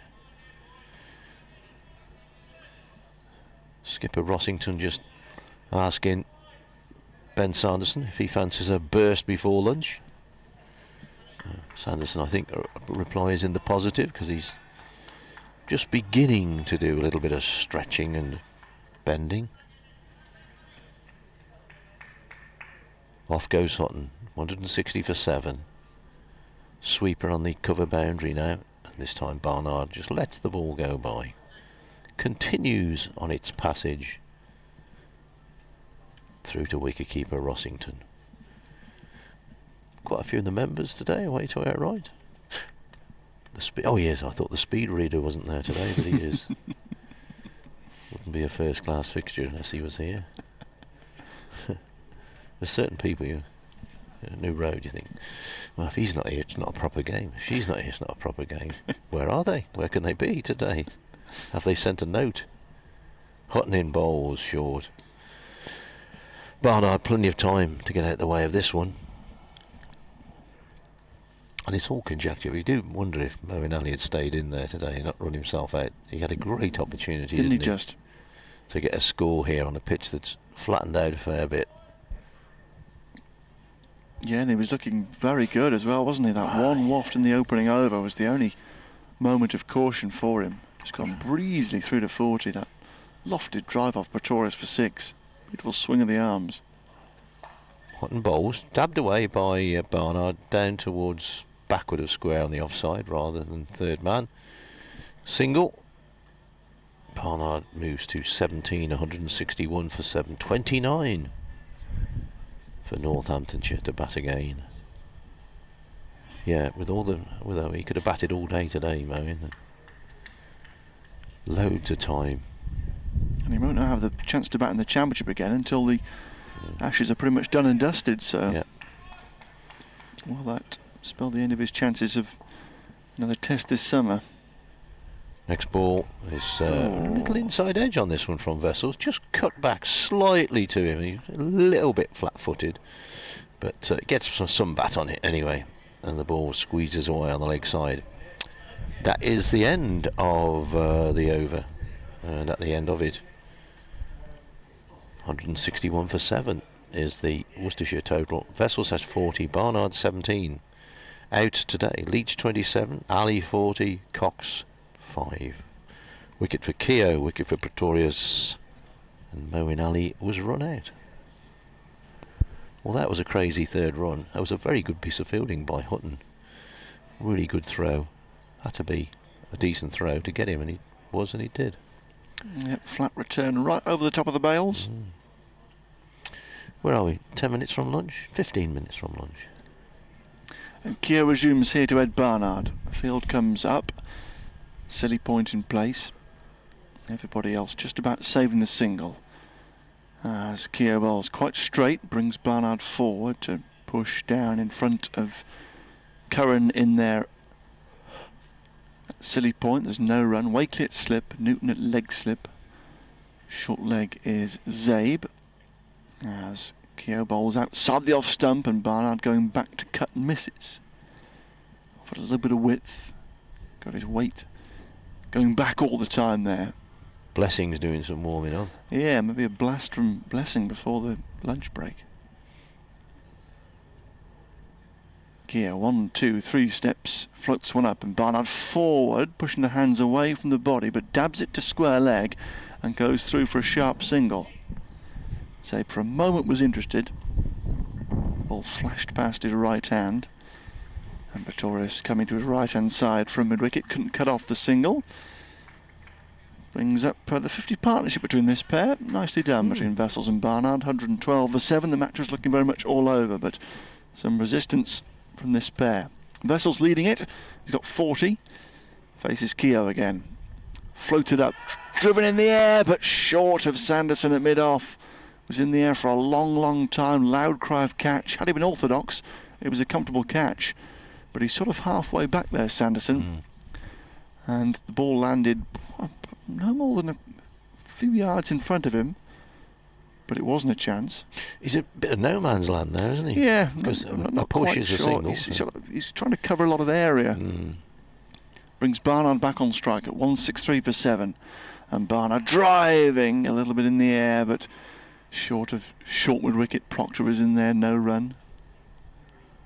Firmly pushed out there, Ed Barnard. Hasn't been that comfortable against Keogh. Far more secure against the seamers so far. Waits again, Keogh to complete the over. Barnard back and pushing gently back up towards the bowler's left hand. And the over comes to an end. So 163 for 7. This pair have added 51. So at least move Worcestershire a little bit closer. But they still trail here by 27 runs. Yes, as we've said many a time, Ed Barnard, a more than useful batsman. Been batting at number 4 on occasions for Worcestershire this season, and indeed, as a youngster, was considered to be a batsman who bowled. Certainly when he played for England under 19s, he had that role. Big Blessing is going to come on and bowl. He's Not been called upon today so far. He's going to bowl from air end.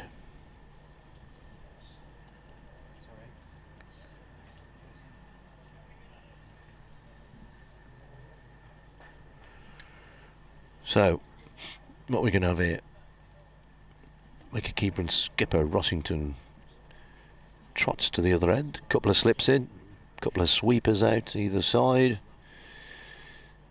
short leg in.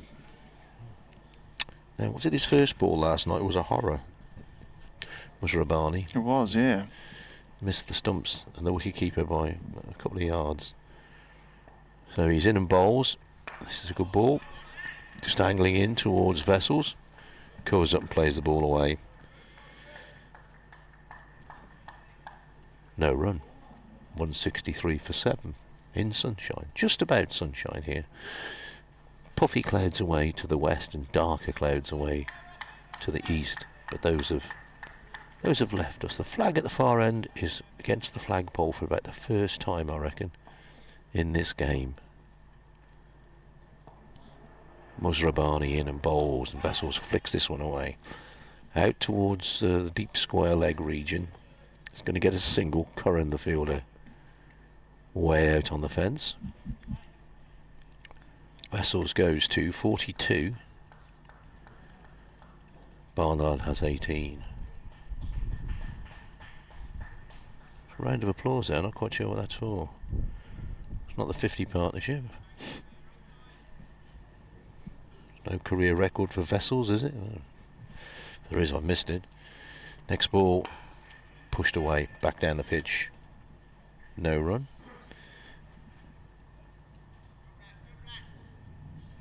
Plenty of chat from the Northamptonshire fielders. Despite this bit of resistance from Worcestershire, they'll know that they've, well, you could say, they've taken 3 wickets in this session. So they've, as we were saying earlier, just about won every session in this game. Musrabani, very tall, races in, bowls down the leg side. Barnard, plenty of time to get inside the line and does kind of shape to play it, but then raises his bat and lets the ball continue on its way.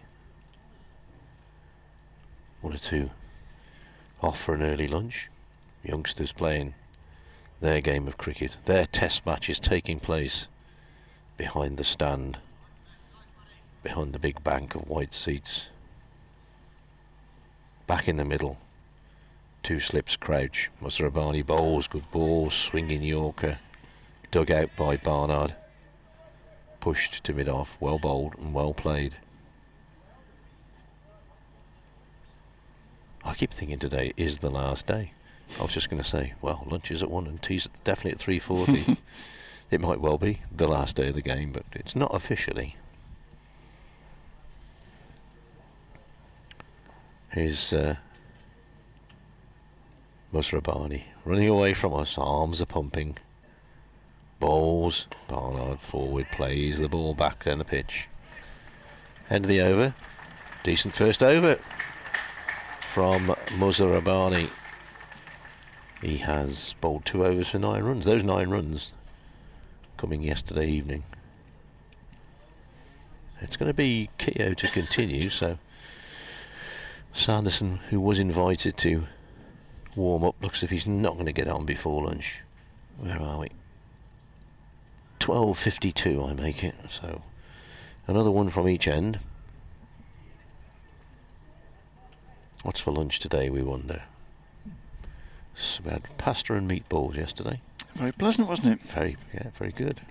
Here is Keogh, Wilson End, to Vessels, the right-hander, floated up and tickled around the corner to Hutton at square leg, just backward of square leg, and there's no run.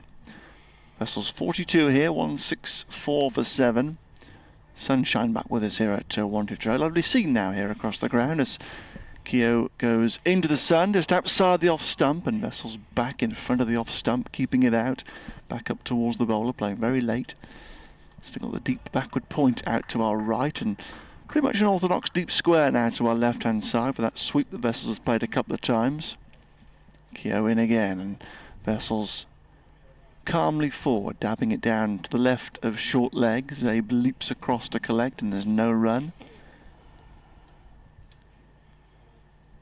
Keogh blows air into his right hand and steps in again past the umpire, and firmly driven this by Vessels off a full length back to the bowler's left hand. Keogh quickly down to make the save himself, and again there is no run. So a better over here from Keogh. He's just struggled to contain Vessels a wee bit so far. Bowls again, and Vessels just brought forward in calm defence here, back up towards the bowler's left hand for no run. 6 minutes away from lunch. You would think that Vessels would have that in mind here. Try to get Worcestershire to the interval with at least something intact, as Keogh steps in again. Bowls on the leg stump though, and gets flicked away the deep square. Pretorius out there to our left-hand side, leaves the covered stand behind him, and they get a single to end the over. But a quieter over there from Keogh. He's got through 14 overs now, 1 for 40 for the off-spinner, 1 at 6-5 for 7. Worcestershire. Vessels will keep the bowling on 43. The deficit is 25, and we've got 5 minutes just under until lunch, so a bit of time wasting could make this the last over of the session. Could well do. I've just noticed the big side screen in front of us, because lots of holes in it, as if it's been peppered by a small military gun of some sort. Obviously it's been peppered by cricket balls. Here's Muzrabani. He's going to be bowling to Vessels, slightly open stance. Vessels gets this one away on the offside. He's going to pick up a comfortable single. A jog from Keogh, the extra cover position to do the fielding. 166 for 7. Vessels moves to 44. Barnard has 18. Did look at one time this morning when Worcestershire was 7 down, as if we might have lunch with no cricket to watch, but these two have battened down the hatches somewhat. What's it, 13, 14 overs they've been out there now. And they are making Northamptonshire work hard. Muzrabani bowls. Barnard forward, pushes down the pitch.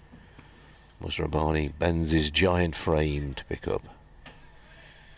I've said this before, he's the tallest and thinnest cricketer I can remember, Muzrabani. There's lots of tall men around, but they're normally tall and beefy men. I suppose Bob Willis was tall and very thin, wasn't he? 166 for 7. Away goes the bowler. Barnard bat held high weights, and this is striking the pad. Bowler thinks about an appeal and then realises he's a lone voice in the night. He is a soloist. And then pulls out. The rest of the choir fail to join in. The drone of an aircraft. Oh, there it is. A light aircraft passes from east to west above us. Back at ground level.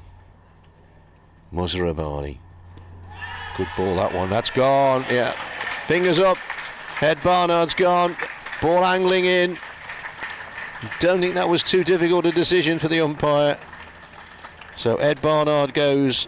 The height and the pace of Blessing Muzrabani gets him. Barnard goes. LBW for 18. And Worcestershire have lost their 8th wicket. They are 166 for 8. Does this mean that lunch is delayed if there's 8 wickets down? I don't think so, no, it needs 9, I think. It? I think we need one more to keep going. There was some discussion at the Theatre of Dreams at New Road the other week as to whether it was 8 or 9. We'll find out very shortly. Well, we said goodbye and cheerio and thanks for being with us last night. There was 11 minutes more cricket. Indeed, so what do we know? Quite. Yeah, just nipped back, didn't it, from Muzrabani. The height and just a bit of extra pace there. Yeah. Just troubling Barnard. There we are. We do play on. We do. So it is 8 down. I was ready for my lunch as well. Well, quite. It's only 15 minutes, Bradders, don't worry. I know, but it could make a difference, you know. It could make a difference. It's a man of my calibre. Things could click in. I had a light breakfast this morning. Did you? Light breakfast. I tend to have a light breakfast at the cricket Well, because you have lunch very early, don't you? I'm more of a sort of at least sort of 1:30, sometimes 2 o'clock lunch man. oh dear me, that's not very good. Well, I like my breakfast, you see. I like getting stuck into a bit of Well, scrambled on toast and normally a bit of porridge at home, but you're in a hotel, aren't you? Buffet breakfast. It's a nightmare. Dangerous, isn't it? Oh, Dangerous. shocking.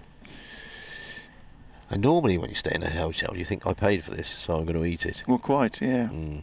I generally have to get up earlier than I would do normally, just to get the breakfast in time. Daniel Norcross last week at Worcester, the Australia game, was deeply upset, and he went on about it for about 3 days. He went down for breakfast at 9:30, and breakfast had finished in the Well, hotel. he was staying in the wrong place, wasn't it? It's his own fault. Musrabani bowls to the new man Parnell, who climbs into this one, Parnell. If he'd connected with that, it would have landed somewhere in one of the gardens, I think, over to our right. But but whether that signals his intent, or whether it was just so wide that he was going to have a flash at it, but It was a poor ball, wasn't it? it wasn't a great ball, and it wasn't a great shot either. Those two combinations sometimes bring a wicket. 166 for 8 here, Worcestershire. Parnell waits, bat held high, and this time discretion is definitely the better part of his valour, who lets the ball go by and then does a bit of Steve Smith-esque dancing across the crease. Not as bad as Smith, but in similar mode. So Musrabani has a wicket. He got 1 for 10 off 3 overs. And we have I thought I was going to do something then. We have updates to do and all sorts of things here, as Keogh will continue from the Wilson end, just adjusting his field and getting his men in the right place. He's coming in and he bowls to Vessels, who's backing across, whips the ball away through the onside. Might get a run there. Good stop. Boy, who's that in there? Keogh, is it in there? Anyway, good stop, getting down to his left to do the fielding. Already back and bowling the next one, which is just on or outside leg stump, so Vessels is allowed to, is good enough to just turn the ball away. Down to 5 leg. Vessels has 45. Parnell to face. Got useful runs for Worcestershire this season. Got 30 in the first innings here. Sun's disappeared and the wind's got up, which makes it, as you would probably work out for yourself, slightly chillier. Keogh round the wicket, 2 slips, short leg, short extra cover. Parnell forward, pushes the ball away into the leg side. Might have been a single there, but Parnell decides he'll stay where he is. 167 for 8. Next ball, very wide of the off stump. Turns, but starts wide and goes wider still and wider. Still 23 away from the innings defeat, Worcestershire. Next ball forward, pushing away on the offside. No run.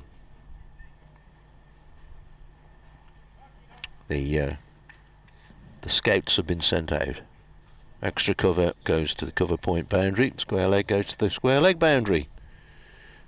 And Parnell beaten by this one. Good ball by Keogh. Just drew the batsman into the shot, and then that little bit of turn away from the left-hander. May have hit a little bit of rough. Bowler's foot marks outside the left-hander's off stump midway through the 3rd day. So there's a bit there to play with, I'm sure. End of the over. 167 for 8. In fact, 65 left in the day, so we're not halfway through the 3rd day. In terms of overs, Musrabani tail up after getting that wicket. is going to continue.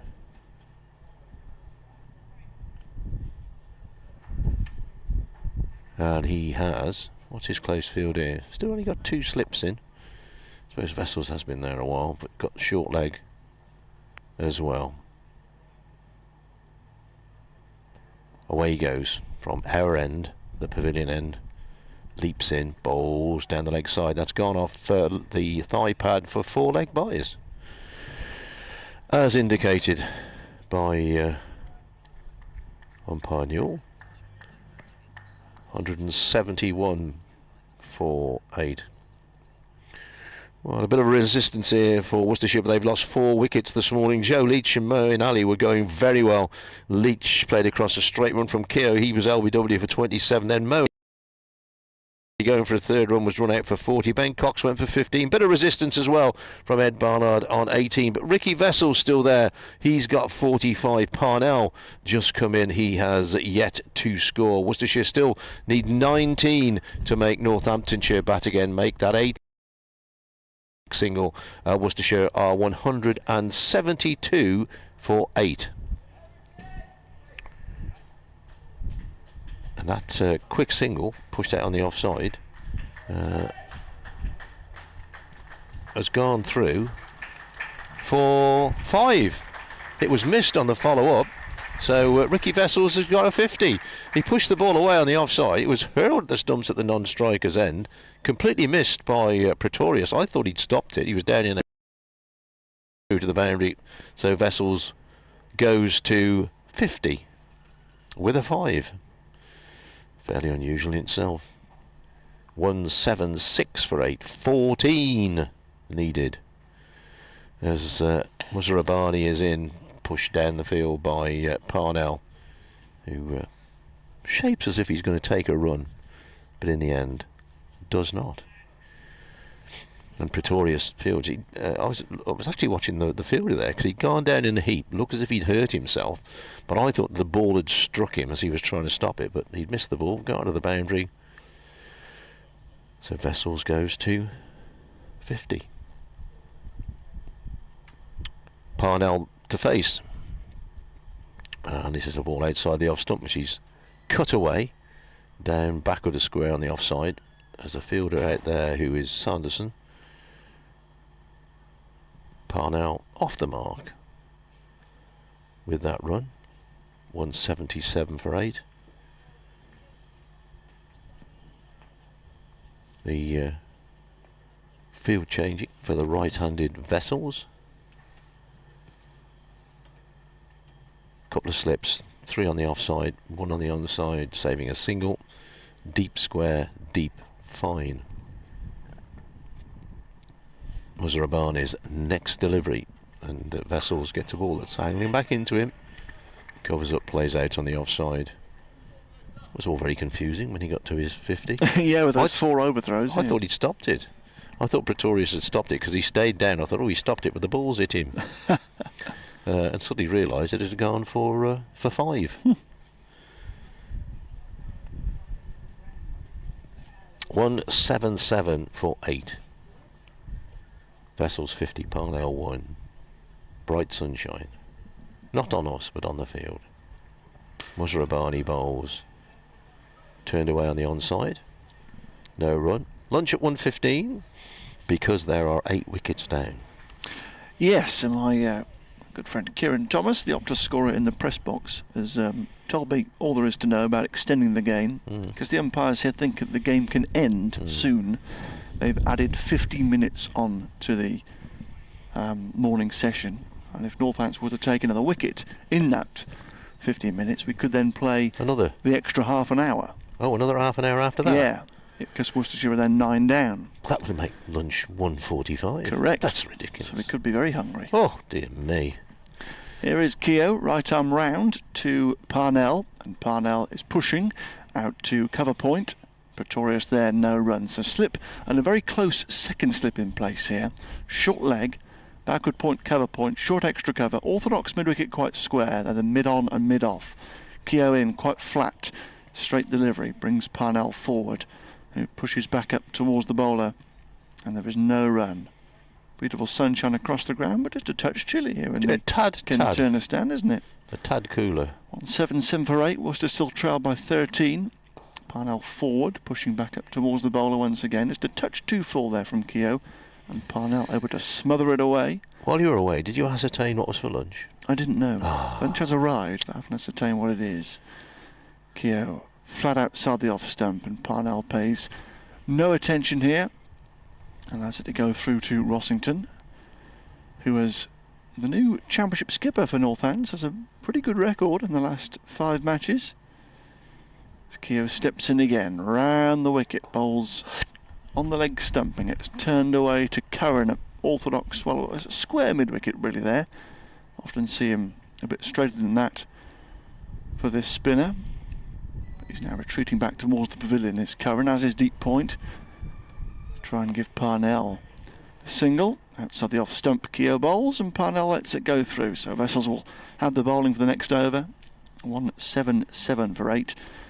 And we have 5 more minutes now until lunch, unless Northants take another wicket. And we are assuming that Josh Tongue is going to bat, because very true, yeah. With a side strain, Yeah. I would think you can get out there and prop yourself forward, can't you?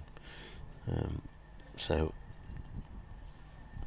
Vessels has got 100 and now 250s in the championship for Worcestershire this season. A cough, sorry about that. There we are. Musarabani, blessing of that ilk.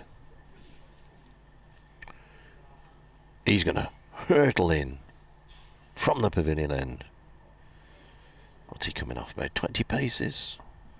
Speeds up as he gets to the crease. That's short though, and whacked away by Vessels, square on the offside for a single.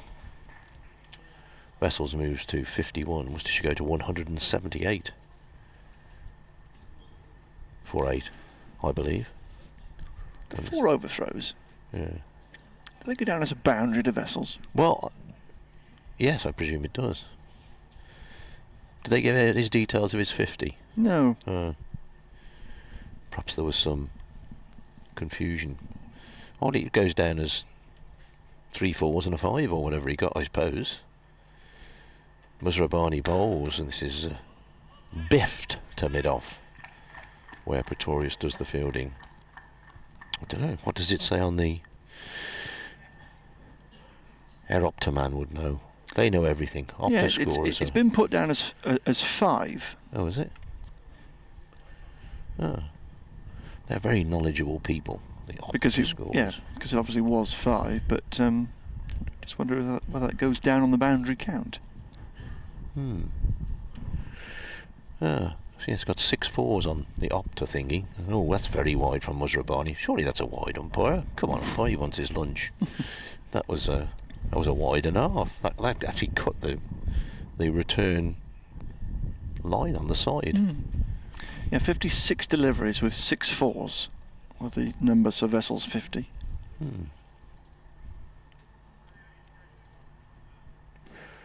He's going to go around the wicket here, Musarabani, angling the ball in to the left-handed Parnell. Worcestershire's 2 South African Englishmen playing here, although as the next ball is very short and Parnell tries to pull it away, takes his bottom hand away as he plays it. Ball bobbles to short leg, no run. Vessels was born in Australia, wasn't he? I believe. Yeah, I think it was. While his dad was playing there. His dad, one of the last cricketers to play Test cricket for 2 countries. One more since then. One B ranking, of course, has played Test cricket for 2 countries. Bowls again, Musarabani. This time he does get hold of it and whacked away through mid-wicket for a couple. There's a bit of a strange bit of fielding there. Who's that around the corner? He's gone out of my sight, yeah. Proctor, and initially he was trying to stop the ball with his foot and didn't, and then had to run after it. 180 for 8. 10 away from the magic number. And this will probably be the last over before the delayed luncheon interval. Barney bowls. Parnell plays the ball into the ground. Yeah, we're going to get one more, says umpire Burns. Let's have another. So in the morning session we will have had 31 left, 33 overs, 61 left rather, 33 overs.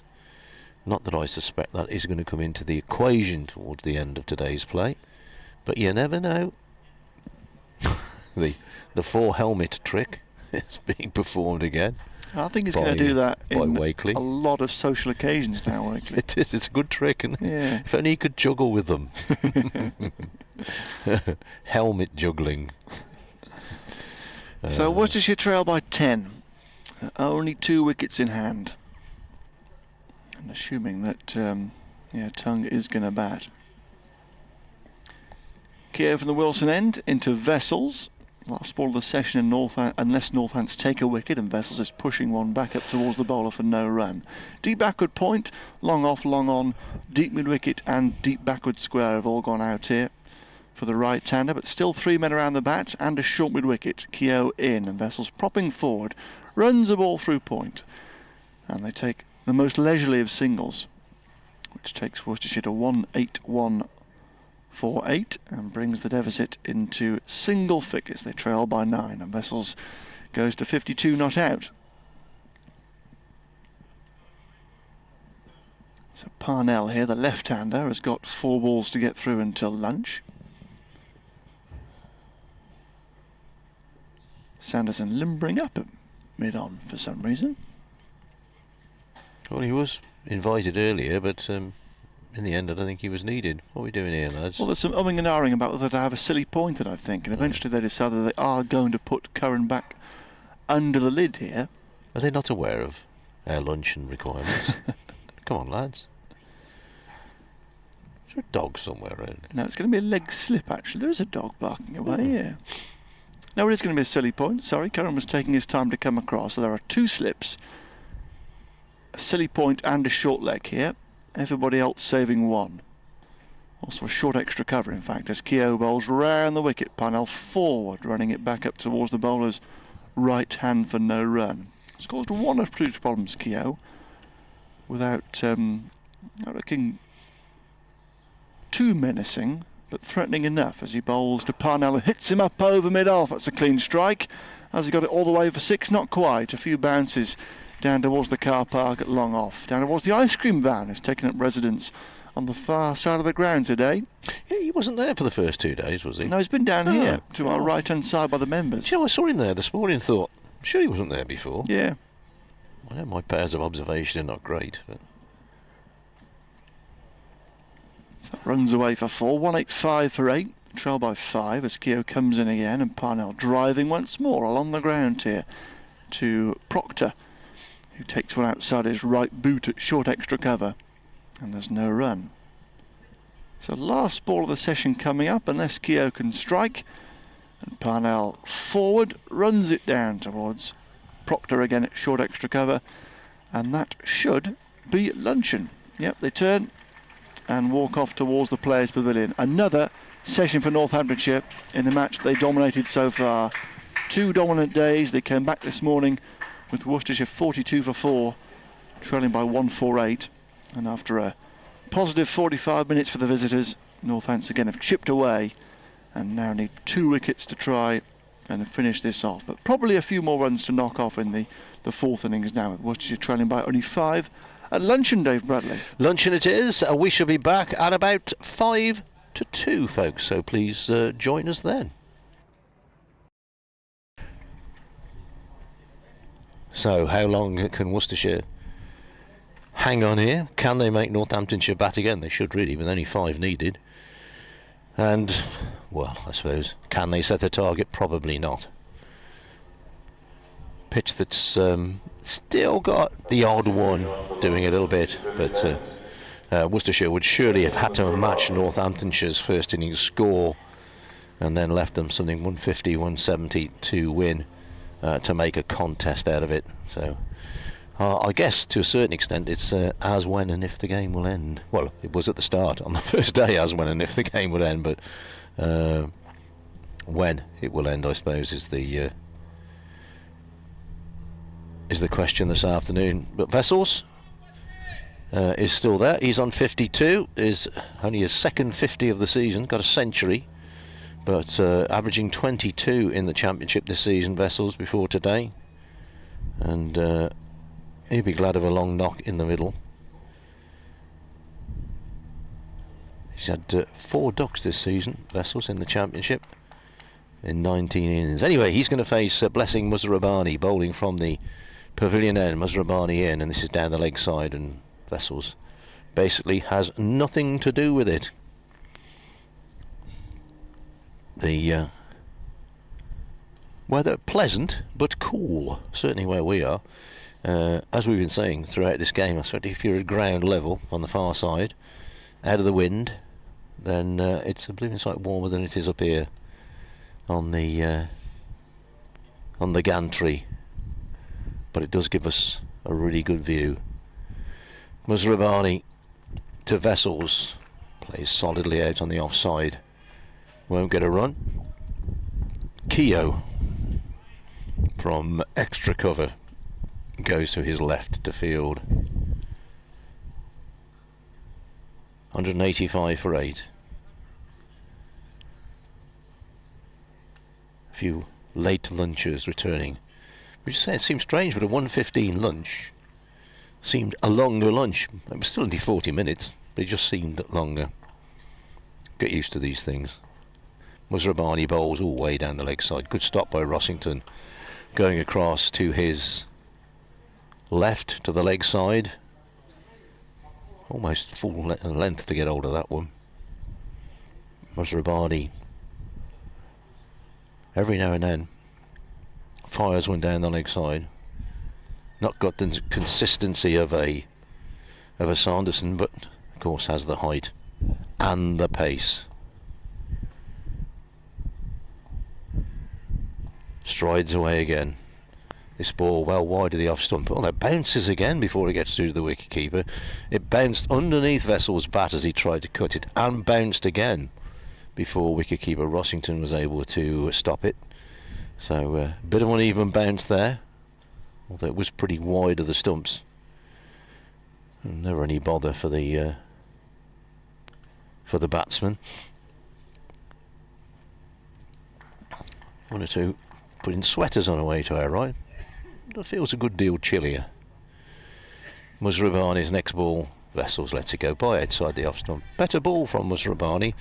Started it wide, and there was a little bit of swing there, but never any danger to the batsman. Couple of slips, short leg, deep square, and a deep fine leg, both on the boundary.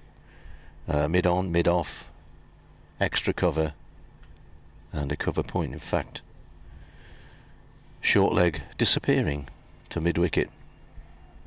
Saib, but keeps his helmet on. Musrabani bowls. This is whipped away. Nice shot there from Vessels. He's only going to pick up a single, so it goes just to the right of Pretorius at mid on, but that's enough to keep the strike for Ricky Vessels. Not that he needs to farm the bowling with Barnard at the other end. Barnard, a more than capable batsman. 186 for 8. Vessels has 53. Barnard has 7. Musrabani 1 for 20 off 6 overs. That one wicket, that of Ben Cox, with the beauty that originally we thought kept low, but not too sure it did. It just zipped back and hit halfway up the stumps. So Keogh is the man. He's had a good spell today. This will be his 18th over, all bowled today. No, you know, he bowled a couple last night, so I correct myself. Just got the one wicket, that of Leach. Bowls a very long practice ball. Bowls from not that far away from the stumps to a deep mid-off. 3 close catches, plus the wicket-keeper, of course, around the bat. Keogh jogs in, and this is down the leg side, and Vessels thinks about the leg glance and then takes the bat away, because there is a leg slip. Leg slip, forward short leg, slip, and you could say that mid-wicket was a catcher as well. Proctor in a crouching position. This time Vessels does flick the ball off his pads down to Musrabani, who comes in from backward of square on the boundary rope. One more to the Worcestershire total. 187 for 8. 3 away from avoiding the ignominy, is that the right word, of an innings defeat. 2 slips and a short leg for Parnell, turning the ball away from the left-hander. Keogh bowls, forward comes Parnell, gets on top of it, it's in the air for a short while, but never a chance of a caught and bowled. Keogh, tall, broad-shouldered, leaps in, bowls very wide of the crease, and indeed delivers the ball quite wide as well. And Parnell, attempting to smash it through the offside, doesn't really time it. Ball bobbles away. Keogh's ready to go again, and this is a quicker delivery, and Rossington whips the bails off as it goes past the edge of the bat. I think 1 or 2 people thought he had bowled him, but missed the stumps, and Parnell's back foot well and truly anchored behind the crease, of course, rather than on it. Musrabani was at extra cover, has been sent on his way to sweep on the boundary. Curran on the other side goes out towards deep mid-wicket. Keogh bowls, Parnell solidly back up the pitch, end of the over. 187 for 8 Worcestershire, Parnell 7. Vessels has 54. Listening to live cricket from Northampton, from Wantage Road. Myself, Dave Bradley. Alex Winter will be back with me very shortly, having updated the good people of the fine county of Northamptonshire as to what's been going on here today. Musrabani has the long trek from the extra cover boundary to come and continue the attack from the pavilion end. Once again, pretty straightforward field. 3 close grabbers, as they're called. Short leg, although he's a strip away from the batsman. Vessels pulls through mid-wicket, 4 runs, nice shot, very well timed, just dropped a bit short. Vessels pulls this one away. Well, Worcestershire have avoided an innings defeat here. They've gone on to 191 for 8, so they lead by 1 run, mainly thanks to Ricky Vessels, who's not had a great season, but a very good 50 from him. Pulled through mid-wicket just takes him to 58. Wayne Parnell has 7. Out the for 40, Cox for 5, and Barnard for 18. So Worcestershire have at least made Northamptonshire bat again. They're 191 for 8. Nice shot that from Vessels, very well timed. Means short leg goes to a deep mid-wicket, so there's a single on offer on the leg side if he wants it. Next ball bounces wide of the stumps. 1 for the over, says the umpire.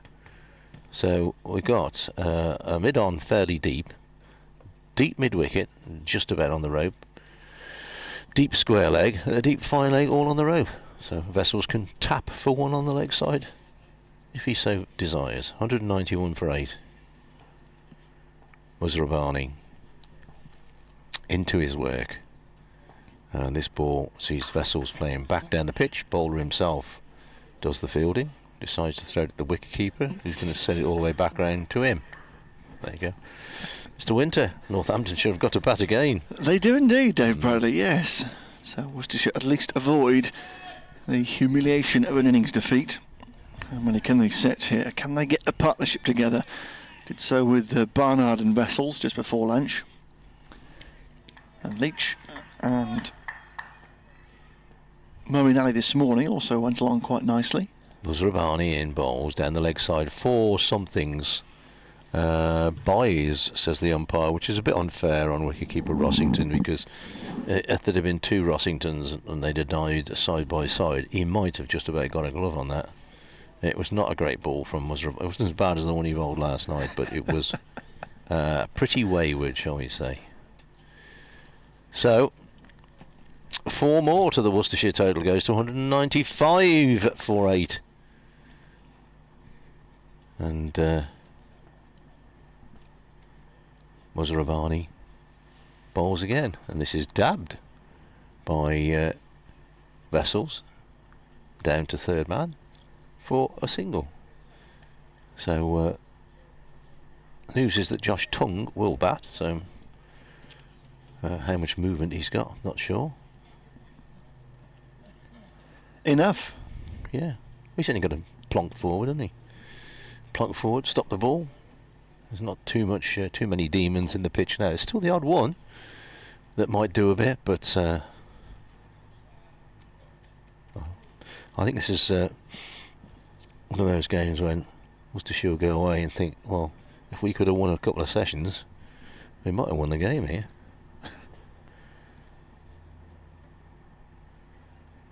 But they haven't won any sessions. Musarabani around the wicket to Barnard. Bowls him! Spectacular stuff. What's that? Is that middle and leg gone out the ground? Well, that one certainly, I don't think, didn't get up. We did wonder about the one that got Ben Cox, but that one, by the way Parnell played it, didn't get up. The thing is that Musarabani, he comes in from such a height, and if the ball doesn't bounce quite as you think, then you're gone. So, yeah, leg stump and middle stump go out of the ground. Parnell, bowled by Musarabani, gets his second wicket, and he's gone for 7. And Worcestershire are 196 for 9. Parnell bowled Musarabani for 7. I thought the PA was going to speak again there. I thought he was. That's why I didn't speak. He did, yeah. Yeah. So Parnell walks off. He played nicely in the first innings for 30. Chanced his arm a wee bit, but made a good contribution, but can't do so here. A Northampton strike just after lunch. So just one more to take. Little run chase to get this one done and dusted with. But I think we've seen so far from Musarabani exactly what was reported about him when he first joined the club. Yeah. So he was primarily a white ball bowler with some pace and the ability to move the ball, but a bit raw in terms of the red ball stuff. And that's what we've seen, hasn't it? He's been a bit wayward on occasions, but has bowled some decent and quickish deliveries too. Yeah. And coming down from that height could be a real handful if he gets a full set of winter's training under his belt, perhaps for next year in the county championship. If he gets it right, and from the height that he comes down and the angle that he bowled that one from, so if it doesn't quite come through, then you're in trouble. So Josh Tongue, didn't see him at all yesterday because he pulled a side muscle with the bumper that struck Nathan Buck on the head in the last over of day 1. Yeah. So that sent both Buck and Tongue out of the game. I spoke to him at lunchtime, and he said he was more concerned that he'd hit Nathan Buck, and then he woke up the next morning and couldn't move. Cool. That was the end of the over, so Vessels back on strike, faces Keogh. How will he play this? He goes back to cut and places one down towards long off, and well, they're going to go through the run. Vessels was quite reluctant there actually. He took 2 very slow strides down the pitch. Tongue was happy to come down to take the run, but Vessels thought about it, then thought, do you know what? I'll take the run. It ain't really going to matter, is it? You wouldn't have thought so, with the lead at only 7. No, in the scheme of things. 197 for 9. Worcestershire. Vessels is on 60 not out, and Tongue about to take his first ball, the number 11, with 4 men going in around the bat. Slip leg, slip, short leg and silly point. Mid off and mid on both up. Mid wicket also up, and backward square leg. So Keogh trying to finish it off from the Wilson end. He's got a short sleeve shirt on here after lunch. Bowls right arm over, and Tongue props forward, nudges back up towards the bowler. Played well in the first innings. Tongue showed patience and a good enough technique to make 20. Yeah. Runs that in the grand scheme of things were just a little bonus for Worcestershire in that first innings. He drives here and gets off the mark. It's a pleasant stroke just wide of mid-off. Sanderson going across to his left-hand side to take that. It was his burst in this second innings that set Northants on their way. And bar that first 45 minutes, really, there's been few alarms here on day 3. Vessels has proved a big obstacle. Back on strike here at 198 for 9.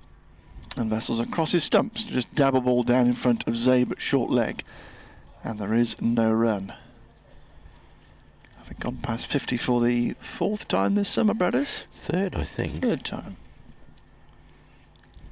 Keogh steps into him again, and Vessels forward, playing firmly back up towards the bowler's left hand.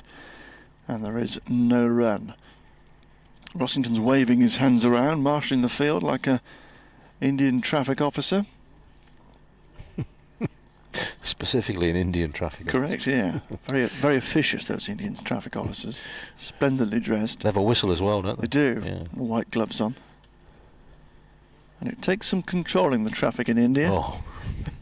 I don't think that anybody is controlling it, are they? He's just there for show, surely. The field has stayed up here for the last ball of the over. They're going to try and keep Tongue on strike for Muzarabani. Slip and a short leg have stayed in. But there's now a ringed field as Keogh bowls again from the Wilson end. Down the leg side though and flicked away. 2 backward square leg. They flashed through for the run. Almost straight to the fieldsman, just to the left actually of Pretorius. And Vessels was being called through by Tongue. So Vessels will keep the bowling. He goes to 61. And Worcestershire go to 199 for 9. So they lead by 9. Good. Well worked out that, mate. You've done very well. So, who we got? Muzarabani, not surprisingly, is going to continue. He's going to be right arm over to Vessels. They took that run at the end. Oh, that was a very well taken single. Didn't go that far. But Tong's a very tall lad, so he gets his long legs going. He doesn't have that far to go. Muzarabani. Vessels has gone on to 61. Licensed to thrash it around, I suppose, here. Waits and does try and thrash it around, but it goes off the pad down to fine leg, and they don't bother to run. Which is a bit weird, because they took a single off the first ball of the last over, didn't they? Perhaps Tonga said, you can have these. Talking of licences, I was telling you the other day I was watching Licence to Kill on ITV. The film had a different title initially. Did it? The premise of the film is that 007 has his licence withdrawn by MI6 and then sort of roguely battles his way back and saves the day in the end. And Muzarabani to Vessels, who's clubbed this one down the ground. I've lost sight of it, and it's gone for 4, says the umpire. It is 4, yeah. Smashed it. There is a long on out there, but he's taken him on and got it away for 4. Vessels goes to 65, 203 for 9. Go on. I'll be honest, I lost it as well. I was looking at Pretorius on the boundary. He was turning around. I was almost ducking because it looked as if he hit it straight. I thought the ball was flying up towards us. Anyway, Vessels waits again for Muzarabani, and this time dabs it, but straight to Hutton, who just moved at the ball before from second slip to a gully position, or he would have got 4 down there. Anyway, so the initial title of Licence to Kill was Licence Revoked. Oh. But an American focus group decided it had too many connotations with driving, as in driving licence revoked. So that's why they switched it to Licence to Kill. James Bond's got 12 penalty points. Not surprising that Aston Martin he drives. Here's the next ball. Vessels pulls away to deep mid-wicket. He's beaten the fielder out there, Curran. 4 more to Vessels. He's enjoying himself here, Ricky Vessels.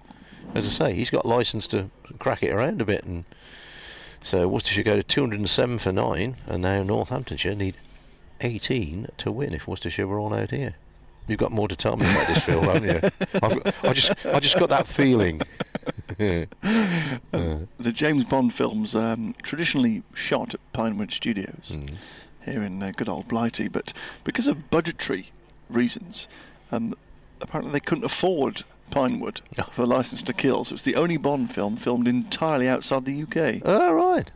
Musrabani bowls. Oh, he's whacked this one. That could be 6. He's really lifted this off leg stump. 6 penneth it is from Vessels.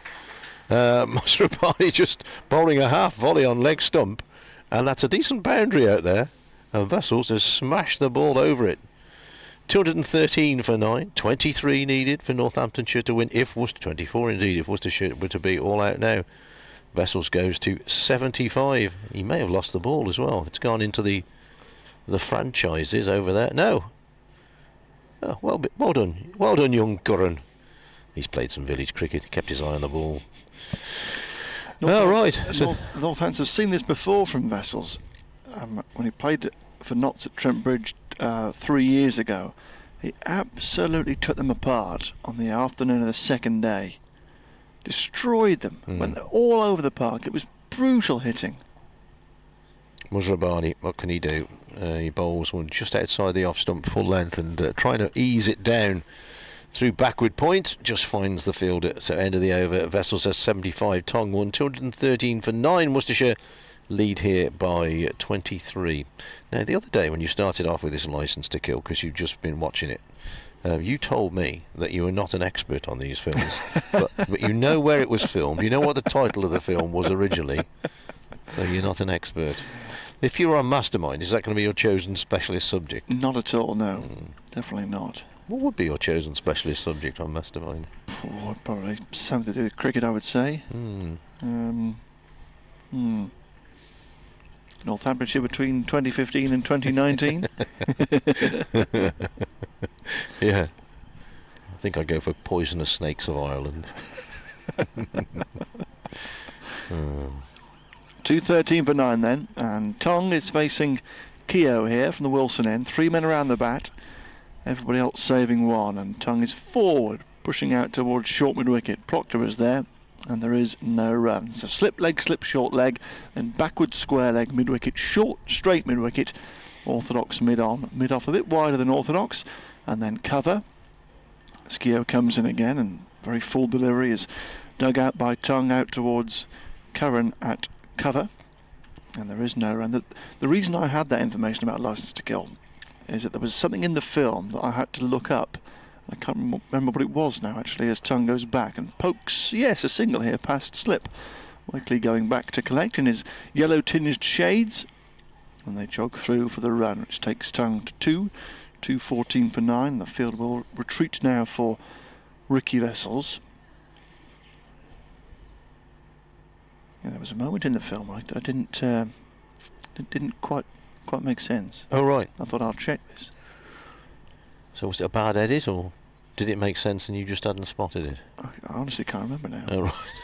I did it the other day actually as well, because when I've got the television to myself of an evening, if there's no sport on, I'd like to watch films so far removed from what my fiance would want to watch, as Vessels drives a full ball here to deep cover, and they go through for a single. So Vessels now on to 76, 215 for 9. So the last 2 times I've had film night to myself, I watched Goodfellas and Reservoir Dogs. Now there's a film I never understood. Good film, but I never understood it. Yeah. What was going on? And there's a moment towards the end of the film where guns are being pointed in different directions by various people, and all these shots go off, and I think 4 people instantaneously fall to the floor. And I was trying to work it out. Well, he shot he shot he shot he, but who shot this other fella? White shot, bro. Yes, exactly, yeah. Keogh round the wicket, Tong forward, keeps it out in front of Silly Point, and there is no run. And I had to do a bit of research to find out who killed who. Yes. There's Keogh in once more, and Tong edges to leg slip, does it? There's an appeal.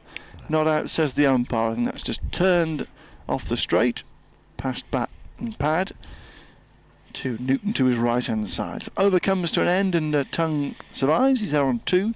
Is the time for Vessels to slug a century. He's on to 76, and Worcestershire are 215 for 9, with the lead is only 25 runs.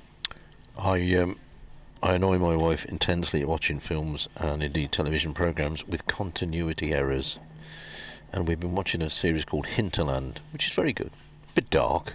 The bloke, the detective, I've heard of it. He never smiles. Set around Aberystwyth and Borth, you'd never go there because the murder rate is higher than that of Chicago. But there's errors in that.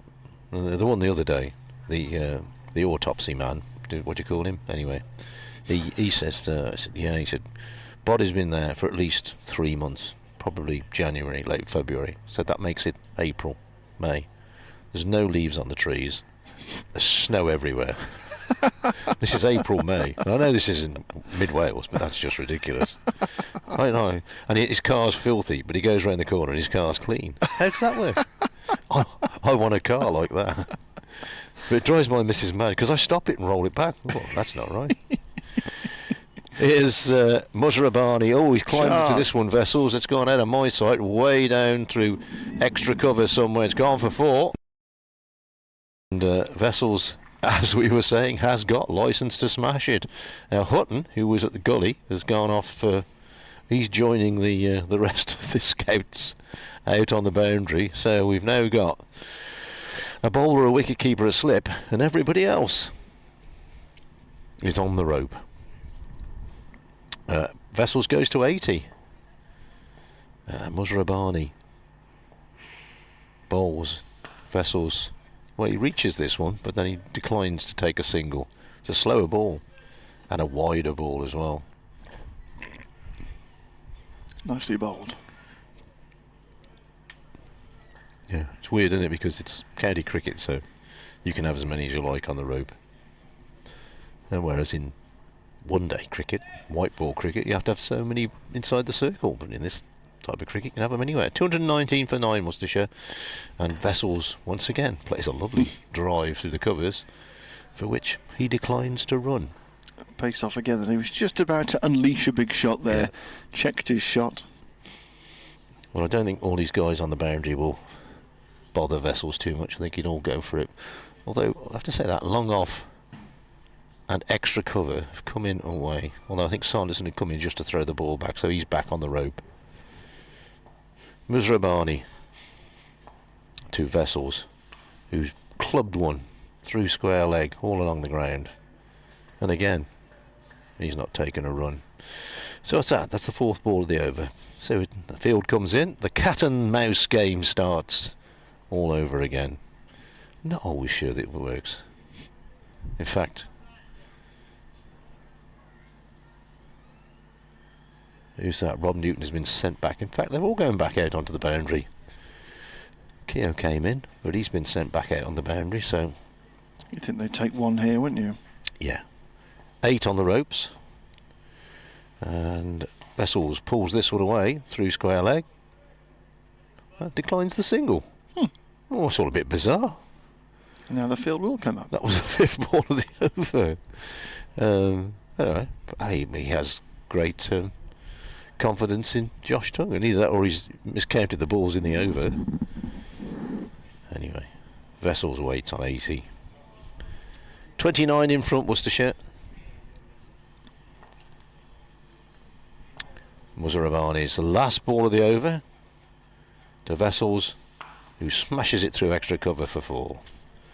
And it's almost as if that's what he wanted, was the field to come in, so he could hit a 4. He goes to 84. And 223 for 9. Might as well take the runs. Only 16 away now from what will be a second century of the season, even though this isn't going to count for a lot in terms of the match. They all count on your stats, don't they?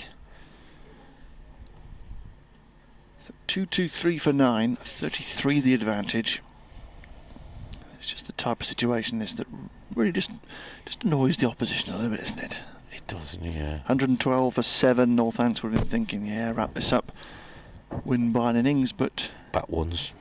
giving just a bit of work to do with that stand between Barnard and Vessels, and now Tongue and Vessels. Umpires being asked to inspect the ball here, and they're coming together. This is Newell and Vessels smashed it. Burns. But they decide that everything is as it should be, so we carry on with Northampton's looking for this final wicket here. Yeah, because the opening batsmen are on a loser to nothing here, aren't Of course they are, absolutely. And if you go out there, and, yeah, you know, there's 30 runs to win and you get them. Yeah. Well, so what? Well done. Yeah. If you don't get them, then Yeah. Newton in particular, who's been under a bit of pressure recently with a run of low scores. Curran, who's in the side here with Vasconcelos not playing, has got to try and stake his claim for the last 3 weeks of the season as well. Here is Keogh bowling to Tongue. It's one down the leg side. There's a cry for a catch behind again here. He's nowhere near that. I could see that from here. Brush of the pad at best. If there I was, was closer to that than Josh Tongue. if there was a noise. Slip, leg, slip and short leg. Short mid-wicket. And then 5 saving a single. Keogh steps in again over the wicket and Tongue is forward edged and caught at slip as he, yes, he's gone now. And Worcestershire are all out for 223. Keogh with the wicket, an inside edge there, I think, via the pad. The way the ball just looped up to Alex Wakely at slip, a simple catch. And this time the finger of Mr. Newell was raised. So 223 all out Worcestershire. Tongue the last man, gone for 2.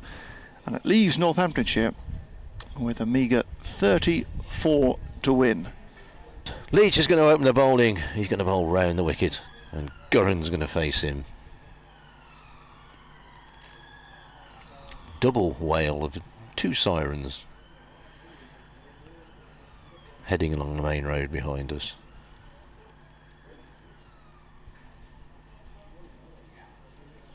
Three slips.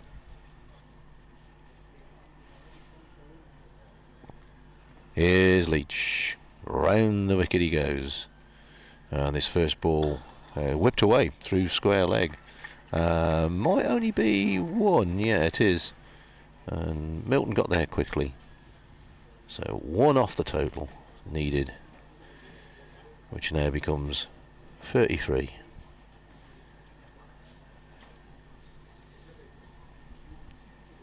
There are many things on the scoreboard here which are very good, but there's no total required to win or anything like that. And there's no indication of the over rate, is there? Yes, there is. Yeah, there is, bottom right, yeah. There was something on there the other day, I thought. Thankfully, because of the amount of spin bowled over, it hasn't really been a factor. No. It's a good scoreboard here. It keeps it up to date. Tells you the things you need to know. Here's the next ball from Leach, pushed away on the offside, no run. The one that drives me mad is at Trent Bridge, which is a fantastic scoreboard. Gives you all sorts of information until a wicket falls. Absolutely, yeah. It's infuriating. Wicket. Yeah, we know. Yeah. For those of you not used to cricket, that's called a wicket. Yeah.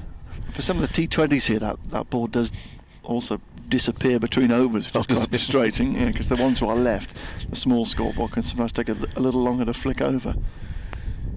Leach's next delivery. Oh, well, that's a big shout there. Ooh. And a good shout as well. He must have hit that. There must have been an edge onto that. Maybe just going over the top, but that's a good ball from Leach. Swings in to the right-handed Newton. Big shout. Yeah, Newton would like to just see the game out here if possible, because he's coming off a really poor run at 2-9-11 his last 3 innings. As we were saying earlier, you want to lose it to nothing, don't you? Yeah, and in fact, coming back into the side after injuries, only made 2 reasonable scores. Leach bowls again and straightens up Newton the ball off a thick outside edge off the shoulder of the bat. Trickles out on the offside. Josh Dell, one of the Worcestershire replacement fielders. Second innings 54 here at Hove in victory, and second innings 48 here against Lancashire to move Northants away from a very sticky spot in the 3rd innings there, as they assumed control of that game. But since then, 3 low scores in a run. Newton with his bat actually tapping outside the off stump.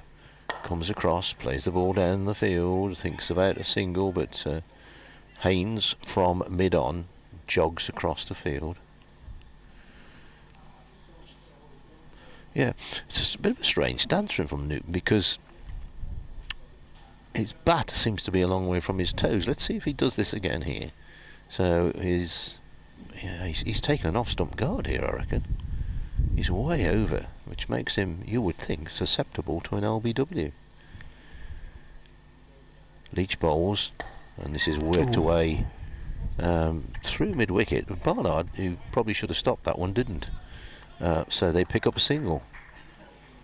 2 without loss. Northamptonshire need another 32 for victory, which will give them...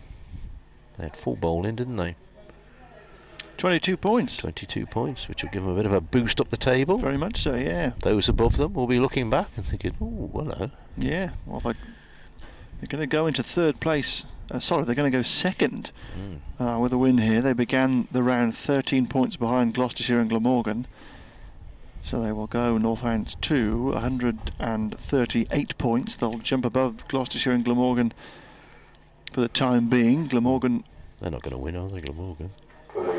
Being beaten very, very badly at Colwyn Bay. 91 for 5 they are, still 197 runs behind Glamorgan, so Lancashire, so likely to lose by an innings there. But the Gloucesters have got a battle on at Derby. 106 for 1 Derbyshire on their second innings. They still trail though by 117, so the Gloucesters still favourites there, but work to do. Moeen Ali's going to have a trundle. There is a comeback game here, his first championship appearance of the summer for Moeen, trying to regain a bit of form. But not his last, I suggest. No, yeah, I'd suggest very much so. They'll be around throughout the rest of the season for Worcestershire. Here he is from the Wilson end, bowls to Newton, a floated delivery that's driven for 4. Thrown up outside the off stump, and Newton was well forward to drive that away out towards the scoreboard to our right hand side for a boundary. So this chase well underway. 6 without loss, 34 the target. My nephew will be pleased that Moen's not playing Test cricket because he wants to meet him. So he thinks if he's going to be at New Road, he's got an opportunity. And he'll stop and chat to him. Deep cover has stayed back now as Moen bowls again. Oh, a flat delivery that skids on, and Newton was going to cut and got a bottom edge past the leg stump. And it runs away towards Leakship backward square leg. So Newton almost falling in this small chase here. Absolute harding to nothing, as we've been saying, for this opening pair here. Slipping a short leg in place as Moeen comes in again, and Newton is back and pulling to mid-wicket for 4 runs. A man is back there on the fence to our left-hand side, but Newton has turned that one around to hammer it away towards the covered stand to our left-hand side for a boundary. Too short this time from Moeen, and nicely put away by Newton. So he's quickly up to 9, and Northants quickly to 10 without loss, chasing 34 to win. Just the second over of the chase here. Moeen comes in again from the far end, and Newton again is going back, and he's cutting this time out towards deep cover away to our right hand side. Is that Josh Dell over there who's retreated, one of the substitutes? The slingy return back to Ben Cox, and Newton goes into double figures. 11 without loss, so Northants need 24 more to win. And Moeen now going to come round the wicket to Ben Curran, who appears to be taking an off-stump guard here. They like to cover the stumps, the pros. Slip and a short leg in place. Moeen comes round the wicket, and Curran gets a straight delivery to turn along the ground into the hands of Vessels at short leg, and Curran threatened to just fall out of his ground there, and Vessels was ready, but Curran scuttled back. Moeen quickly in again past the umpire, and Curran trying to turn, this time gets a leading edge along the ground, back up the wicket for no run, so 11 without loss. Kent at Canterbury are 14 for 5. Ooh, ouch. They took a big lead over Essex. Essex fired out for just 114, so no batting points for Essex, but suddenly right back in the game, because the Kent lead is only 126, and if they can keep that target down below 200, they may even be favourites in the last innings of that match. Yorkshire piling on the runs at Scarborough, 281 for 6 lead Notts by 329, probably enough. I think Notts are resigned to their fate, aren't they? Yeah. Somerset 308 all out at Edgbaston, so Warwick lead there by 111. Here's Joe Leach. He's in and bowls, played out to mid-on, no run. Yeah, Moen, not only a good cricketer, but a really good bloke. There was so he's staying in the same hotel as me, or I'm staying in the same hotel as him. Breakfast yesterday morning was a couple of Australians, and I heard the bloke say, "Hey, that's Moen Ali." So the bloke said something good morning to him. Yeah, he stood there for 5-10 minutes chatting to him and talking about cricket. And good. Yeah, really good. As Leach comes in and bowls, Shot. nice shot, 4 runs, beautiful cover drive. No need to chase that one. Yeah, and I always remember at Scarborough last year when he scored a double 100 and he came out, he signed all the autographs, 20 or 30 kids, chatted to them. Ooh, who do you play for? What do you do? You know, really good. And you could say it's part of the job, but there's a lot of cricketers don't always want to do it. 15 without loss, 19 more needed for victory.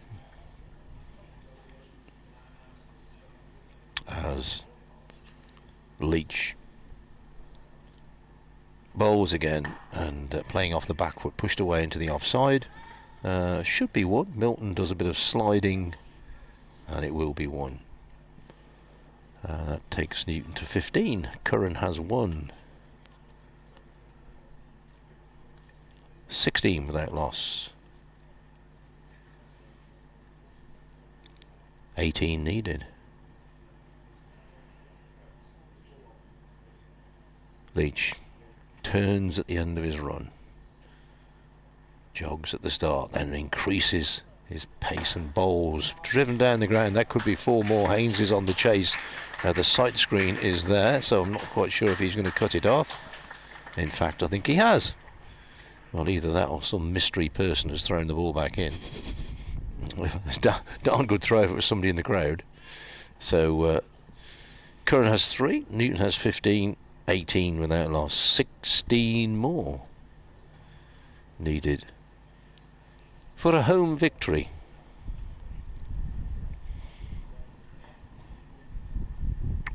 Leach away again, bowls, flicked away off leg stump this time.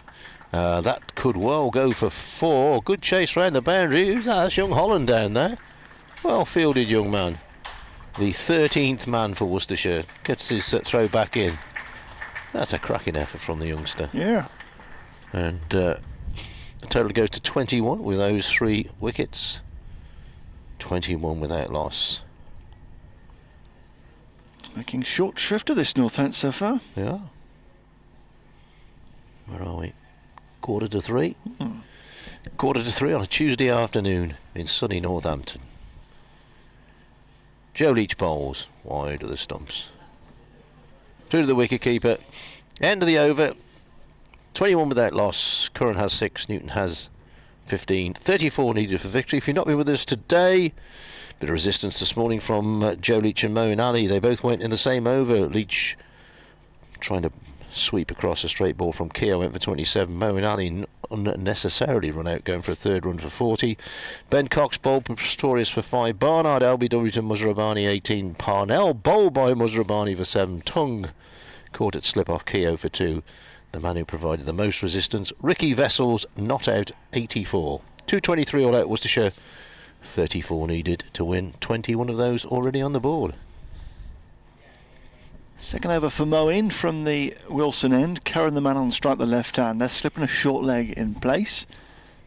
Moen round the wicket and pulled away by Curran. That'll be 4 more. Ever so slightly short, ever so slightly straight. And Curran back in good style there with a 4-arm jab of a pull between backward square and mid-wicket. And away to the scoreboard to our right-hand side. So Northampton really making light work of this little target. In just the 4th over, and they only need 10 more to win now. 9 more to win, I beg your pardon. A Kenton 19 for 7. This really is extraordinary. Mad goings on at Canterbury. They've got to try and cobble at least a few more to have something to bowl at there, you would think, as Moen is in, and Curran works it away through square leg. This could be 4 more. Bobbling away across the practice wickets, 2 fieldsmen after it. One of them is down and he pulls it back. Well done. And they come back for the 3rd run. 3 more to Curran though, 2 straight from Moen. Curran has got 10, Newton has got 15. Curran has got 13, sorry, now with that treble. 28 without loss. So now it's just 6 runs to win for Northamptonshire. They've wasted no time at all in knocking this little target off. Not quite sure there's any point, but Moen is sending deep cover back to our right hand side as he comes into Newton, bowls too short and gets cut away to that man at deep cover. Away to our right hand side, and Newton goes to 16, 29 without loss, so just 5 to win for Northamptonshire. One hit away here from what would be a very impressive victory. Moen in and Curran flicking leg side. I think that flicked the shoulder of short leg and deflected down to backward square. Might have just flicked his jumper to the left or something like that. There's no way that you could call it a chance because he went so quickly to the fieldsman's left. 5 to win. Moen steps in again and bowls a moon ball. That'll be no ball. Well, he bowled one in the first innings. He did. He bowled 2 in the test match at Edgbaston a couple of weeks ago as well. Not good signs for Moeen Ali, really, when the ball's slipping out of his hand like that. Could bowl another one and get taken off. Well, indeed. So it's just 3 to win now for Northamptonshire. Moeen comes in and Curran just covers up in front of the off stump. 31 without loss. I wonder what it is when he does that. Does he just lose the grip or? Must do. Weird. At least he's not bowling that medium pace stuff. Oh, heavens for that. That really was ugly yesterday afternoon. Curran here playing forward, just dribbles it in front of short leg. And we will at least go into a 5th over of this run chase. But Northants taking little time to knock these runs off. 31 without loss. Curran is 13 and Newton is 16. I knew I'd seen him bowl that before. He bowled it, I was reminded, at Scarborough last year, that medium pace stuff, and took a wicket with it. Goodness me. Which is why he did it yesterday, I presume, but it didn't look very good. Elsewhere, Middlesex are 300 for 9 now at Hove, a lead of Sussex of 61. So it looks as if Sussex is going to win down there. As Leach goes in, Northants with 3 to win, and Newton pushes away towards point for no run. So Middlesex with no batting bonus points. That's a bad week for them. Sussex just about still in the race as well. They've had poor form in the last few rounds of championship action, but bouncing back really nicely there. Still got to play Worcestershire in their run-in. Sussex, Gloucester away, Derbyshire away, Worcester at home. Their last 3 matches. As away goes Leach again from the Wantage Road end into Rob Newton, who drives. Won't get it for 4. Saved by Parnell at mid-off. They just take a single.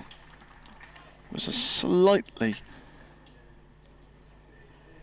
lethargic dive to his left there, Parnell, wasn't it? I thought the ball was going to slip past him, but it was almost as if he wished he'd hit it harder. Yeah. So he didn't have to dive out. He did get past him. They just took 1 run, so 32 without loss. Glamorgan 96 for 6, going to lose at Colwyn Bay. And Derbyshire battling back against Gloucestershire at Derby. Leach in, 2 to win, and Cohen edging past third slip. That'll run away to third man, and that will do it. Northamptonshire have won here by 10 wickets, wasting no time at all in chasing this little target of 34. And really, they have dominated Worcestershire from gun to tape this week here at Wantage Road, and it is a mighty victory for Northamptonshire in their pursuit of promotion in Division 2 of the County Championship. They had a poor start to the season, really. Took a while to get going, thumped here by an innings by Glamorgan. Alex Wakely resigned the captaincy, and there was a sense of doom and gloom around the ground, but they really have picked themselves up quite well, and in beating Worcestershire here this week are firmly in the mix for promotion in the last 3 rounds of matches. Curran ends up 17 not out, as does Rob Newton, and Northants have wrapped it up by 10 wickets. And badly. Thoroughly deserved it. Worcestershire, no complaints. They didn't win a session, I don't think, in this game, and their top order batting looks as fragile as ever. But top marks to Northamptonshire. Some gutsy batting in the first innings from Wakely and Pretorius put them in a good position.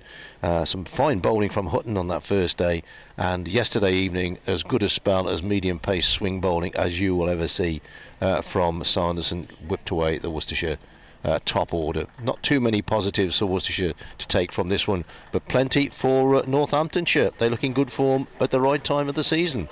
Myself and Mr. Alex Winter are going to go and talk to the protagonists. You can hear those interviews and clips on your local radio station in the very near future. But from Alex and myself, the applause in the background for the Northamptonshire victors from Wantage Road.